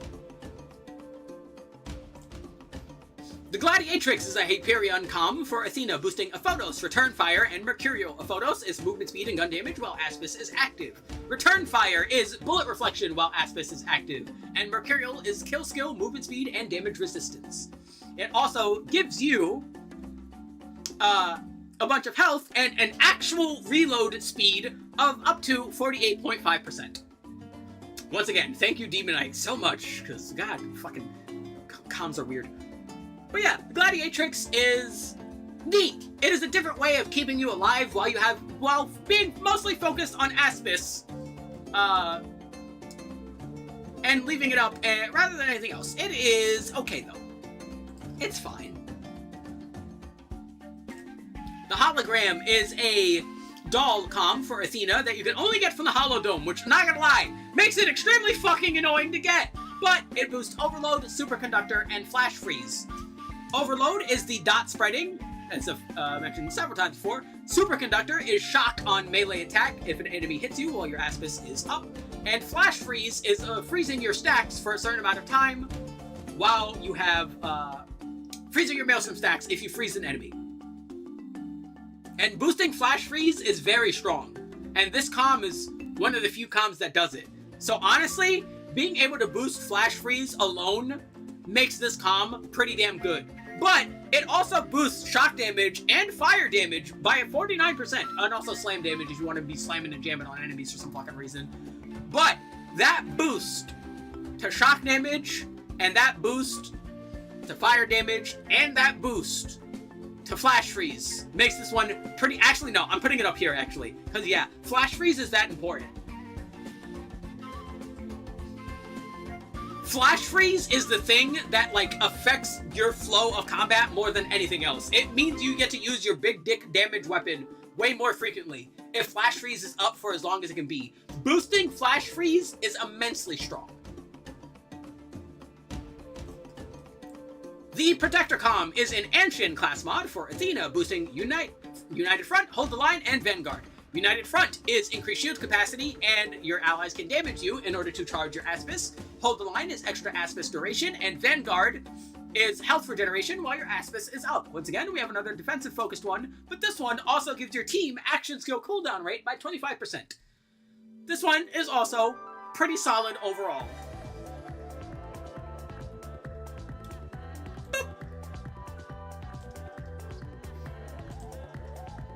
And then, finally, we saved the best for last.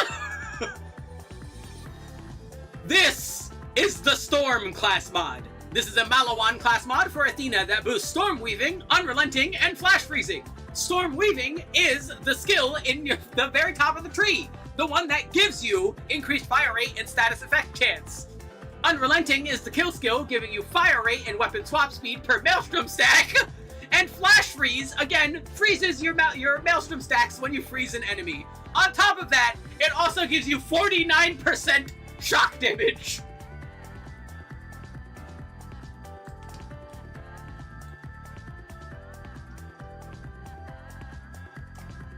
Yeah, it is by far and above, without a single question or hesitation, her best comm. You want the Storm. You want the Storm!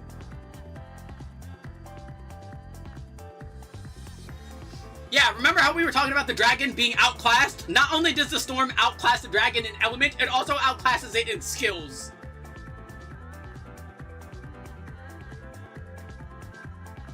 The Storm is fucking insane. I'd argue it's like one of the strongest like purple comms in the series. It's debatably one of the strongest non-legendary comms ever. It is insane. Oh, and if you get it in blue, reminder, purple class mods boost an additional skill, but blue class mods boost one by 6 and the other one by 5. So if you want Flash Freeze at +6 to get 11 stacks, and if you and get Unrelenting or Storm Weaving at +9 and yeah, at both of them actually at +9 respectively, then that is an option. Do keep that in mind. But yeah, the Storm is by far and above her best comm. It's no contest. And finally, Oz Kits. So Oz Kits are the pre-sequels replacements for relics that were in Borderlands 2 and that would be in later games. Why? Well, because you need something to breathe. Oz Kits give you oxygen capacity so that you can breathe in the vacuum of space and allow you to use the oxygen to do boost jumps, which are essentially double jumps, as well as slam. So, let's talk about the Oz Kits. There's not that many of them that are unique. And to be quite honest, I feel like most characters can use just generic ones better than most of the legendary ones, but a handful of the legendary ones are very good. So let's talk about it. First things first, the Eddy, an explosive-locked Hyperion legendary Oz Kit. Why is it explosive? It will deal that damage when you slam with it. Reminder, that's what the elements for Oz Kits will do. So do keep that in mind. So, the Eddy is interesting because it's basically doing a lot of things. If you take damage while below Eddy's shield, it has a chance to just give you a shit ton of shield regen. If you take damage while below Oz and shield, it can potentially just fully restore your Oz. They both share a 30-second cooldown. If you take melee damage, it will tase the attacker and just shock them, which is nice for maintaining stacks. And if you kill an enemy, it has a chance to drop out health, ammo, money, and sometimes even moonstones. And then it also just has higher than average air control, laser damage, and gives you extra shield capacity. Yeah, the Eddy, if you don't know what Oz Kit you want, like if you don't need an Oz Kit to specify for your build, the Eddy is wonderful on every character. It is very good for everyone. It just keeps you alive. It is your friend that keeps you alive. It is a very good Oz Kit. Also, it talks, but it doesn't talk in an annoying way. It makes like robot voices, which isn't as bad as some of the other talking things in the series. Up next, the Ak-Ak. The Ak-Ak is an Omni-Elemental Oz Kit by Vladov. If you hit airborne targets with the Ak-Ak, they have an 80% chance to explode and then deal explosive grenade damage, which is very funny. Also, shooting airborne targets gives you fire rate and reload speed up to 10 stacks, but those will go away if you don't hit anything in about 3.5 seconds. But those are both very good effects. The Ak-Ak is pretty damn solid, honestly. It's a pretty damn good Oz Kit. Reload speed and fire rate is pretty hard to beat. It's pretty good. Getting one, if you're getting an Oz Kit for Athena, you generally want them in shock and not cryo, so you don't accidentally freeze enemies you don't want to. So do keep that in mind. Yeah, we'll get to that in a moment. The Cathartic Oz Kit is one of the earlier Oz Kits you can get. Oh, no, wait, no, not this one. This is the one you get for killing the guy that gets killed by the door. Which is very funny. If you slam with it, it is corrosive locked. It will just leave out a bunch of corrosion clouds because you farted! It also turns off enemies' air masks, which is really funny. It can get elemental resistances, which is nice. This is more of a joke comm than anything else. It does give you a bunch of elemental resistances, which is also very nice, as mentioned. It has good Oz capacity, too. But Oz capacity generally is high on a lot of Oz kits. It's okay. Yeah, it's the fart Oz Kit. Take this one if you like Harley Quinn. It's fine. It's not bad. It's the only scab one. Yeah, it is, isn't it? The Freedom Oz Kit is an explosive locked Hyperion Oz Kit that has lower boost consumption, so you can boost a lot more with this one than you can with other ones, and then gives you extra gun damage while airborne, which is very nice. This is one that you get near the beginning of the game for helping out Springs with one of the earlier game quests, and it's pretty handy. It's okay. It is very much an early game kit. The Invigoration Oz Kit is the alternate Oz Kit you can get for helping out Springs at the beginning of the game. This one makes it so that Oz canisters regenerate your health. And I gotta say, that is very good, because enemies drop Oz canisters all the fucking time.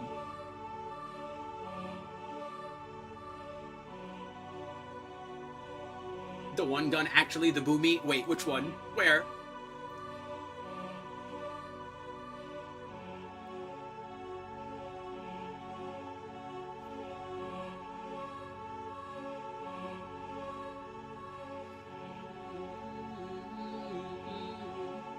Ah, the Boomicorn. Ah, yes, the Boomicorn is up here for Athena.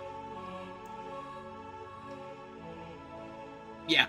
Yeah, the Boomicorn is, definitely better on other characters, but on Athena, it's a really good, finisher item, because it's Omni-Elemental, and it can maintain its own stacks very well, because it can freeze enemies by itself, as well as dealing other, elements. And she can maintain its, fire rate pretty well, too. Or maintain its ammo well because of Maelstrom. So yeah, it's a good weapon on Athena. It's a good weapon on most characters. But yeah, the Boomicorn is very good. Oh yeah, don't shoot at the fucking ground. The shots do splash damage. Don't shoot at the ground with this. You will die. Unless you're trying to do that to get clear. In which case, yeah, shoot at the ground. You'll be in clear in no time. Got this on level 6 and beat normal one. Yeah, it's one of those guns. It's very strong. It's random, though. It's a world drop. You just gotta get lucky. But I've gotten these more than I've gotten the fucking machine, so, you know, who knows. But yeah, the Boomicorn is very good. Up next, the Moonlight Saga. Actually, wait, hold on. Did I put the fucking... yeah, I didn't put the Invigoration in place. It goes here. See? Almost forgot that. There we go. The Moonlight Saga is a Omni-Elemental Doll Oz Kit that, while in Atmosphere, gives you health regeneration, and in Vacuum, gives you lifesteal. Vendor, Grinder, or World Drops. I usually get them from vendors. The Grinder is not nice to me when it comes to getting blues. The Moonlight Saga is fine, but I don't think Athena particularly cares for any of its beneficial effects. Give me a moment.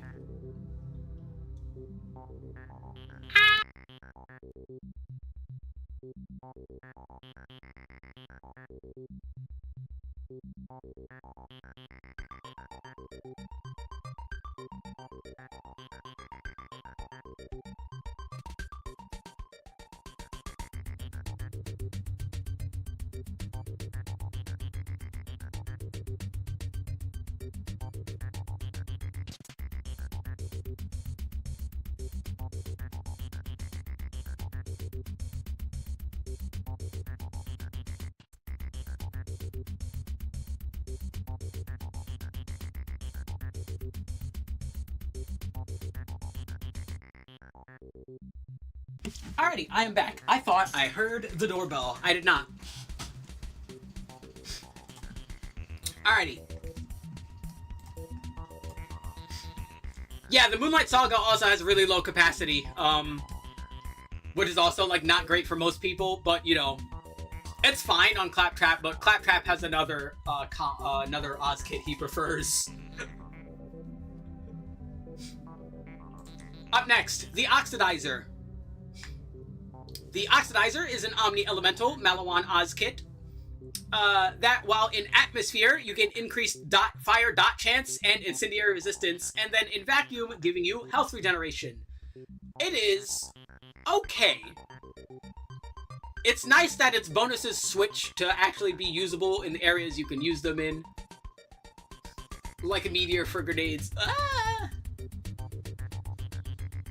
Yeah. Or System Purge. Yeah. The Oxidizer is fine for Athena.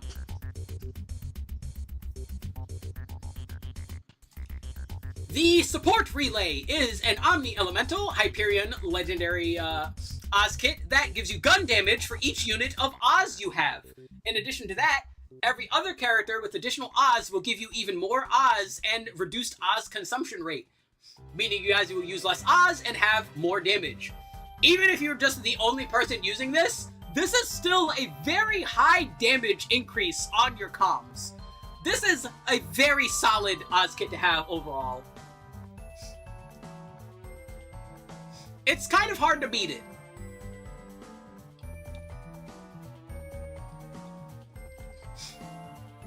Because honestly, you can see its stats right there, annoying to get. That is true. It is kind of annoying to get. Because yeah, you get it from 2 arms. Which, in order to get, you have to trade in 50 white guns to the dude in the town in Concordia. Which is annoying. But it is worth it. So, it is a very good comm.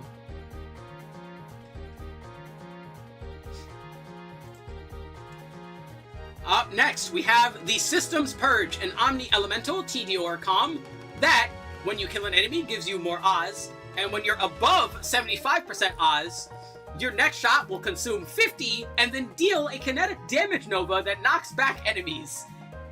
You can basically think of this as an Oz version of an Amplify shield.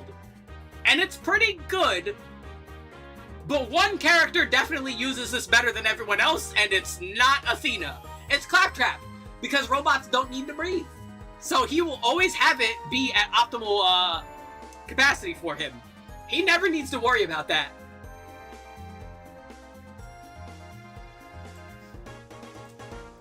And then finally, I didn't have it up here.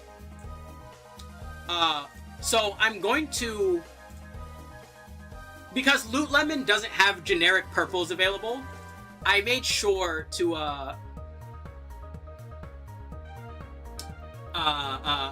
take a picture of this because I feel the need to stress this. Because you might have noticed that I have not put any of the Oz kids in You'll Eat Babies for these. And that's really simple. It's because her best Oz kit isn't a special one. It's a generic one. Yes, because he's a robot, he takes more corrosive damage, but resists fire, which is good. But no, Athena's best class mod is absolutely this one. The Bomber Oz kits. Bomber Oz kits are generic Oz kits that, when you're in mid-air, give you a percentage chance to not consume a grenade when you throw one. And these are by far Athena's best Oz kits because they synergize perfectly with the Stormfront in order to build up stacks. Yes, it's also very good on Claptrap for what is probably self-explanatory reasons, as well as giving you additional grenade damage, which helps Claptrap and Athena, and a lot of other characters as well, too.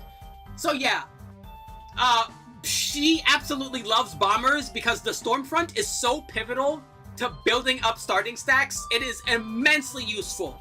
You want a bomber above any other Oz kit if you can help it.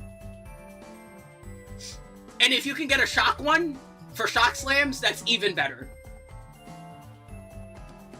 So yeah. I would say... Oh yes, and some guns, remember, grenade damage is what we call splash damage nowadays. So things like, say, Malawan guns all deal splash damage. Which means that Bomber Oz kits will also boost that damage as well. Bomber Oz kits are very strong generic Oz kits for every character, but they especially shine on Athena and Claptrap because of their immense grenade synergy. Athena for building stacks, and of course Claptrap because blowing stuff up is very fun. And also you throw grenades to cycle your subroutines more. So yeah, this right here is the tier list for Athena. I will save the guns, and I will move the comms, and I will do this some other day with a different character, probably Nisha next. She is my second most used character. Bam.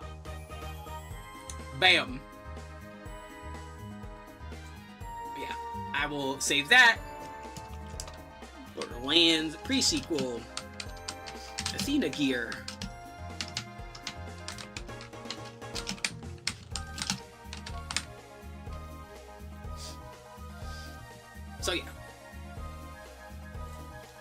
do do do do do do do do. So yeah, right off top. Once again, we'll go top to bottom here really quick. Ah, there we go. There we go. It is exploding. Okay, yeah. From top to bottom, absolute things that you would eat a baby for. The Absolute Zero, the Thunderfire, the Laserdiscer, the Excalibastard, the Bada Boom, the Bullpup, the Company Man, the Roadrunner, the Fast Talker, the Phrygia, the Shield of Ages, the Stormfront, the Storm Class Mod, and Bomber Ozkits. For things that you really want, it's the Old Rosie, Laszlo's Freezeezy, the Mongol, the Taser, the Boomicorn, the Two Scoops, the Rerouter, the Quasar, Celestial Gladiator, Hologram, and Eddie Ozkits. For things that you may or may not want, you have the Shredderfire, Fusillot, Ice Cream, Longest Yard, Minax Atonement, Mining Laser, Vita Pulse, Kata's Laser, the Nukem, the Hard Reboot, the Boganella, the Flacker, the Heartbreaker, the Party Line, Sledge's Shotgun, Torgmata, Cheat Code, Cutie Killer, IVF, Torrent, Machine. Surprised about Sledge's Shoddy? Sledge's Shoddy has a lot of pellets and is actually very good at building her Maelstrom stacks. The Machine, the Avalanche, the Reoginator, or not the Reoginator, that's the Haymaker, the Mork, the Prismatic Bulwark, the Reoginator, the Slammer, the Bouncing Baza, the Fire Bee, the Meganade, the Blade Master, the Dragon, the Femme Fatale, the Ak, and the Support Relay. And everything beneath that are things you don't need to care about. Essentially. Oh yeah, and avoid the Min lighter like the fucking plague. That gun sucks.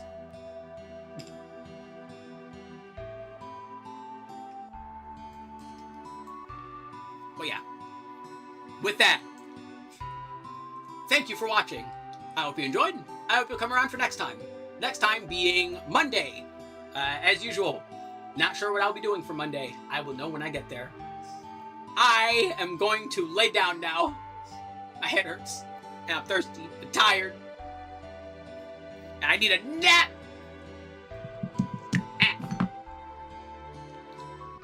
Wait. Thank you. Later. Whee!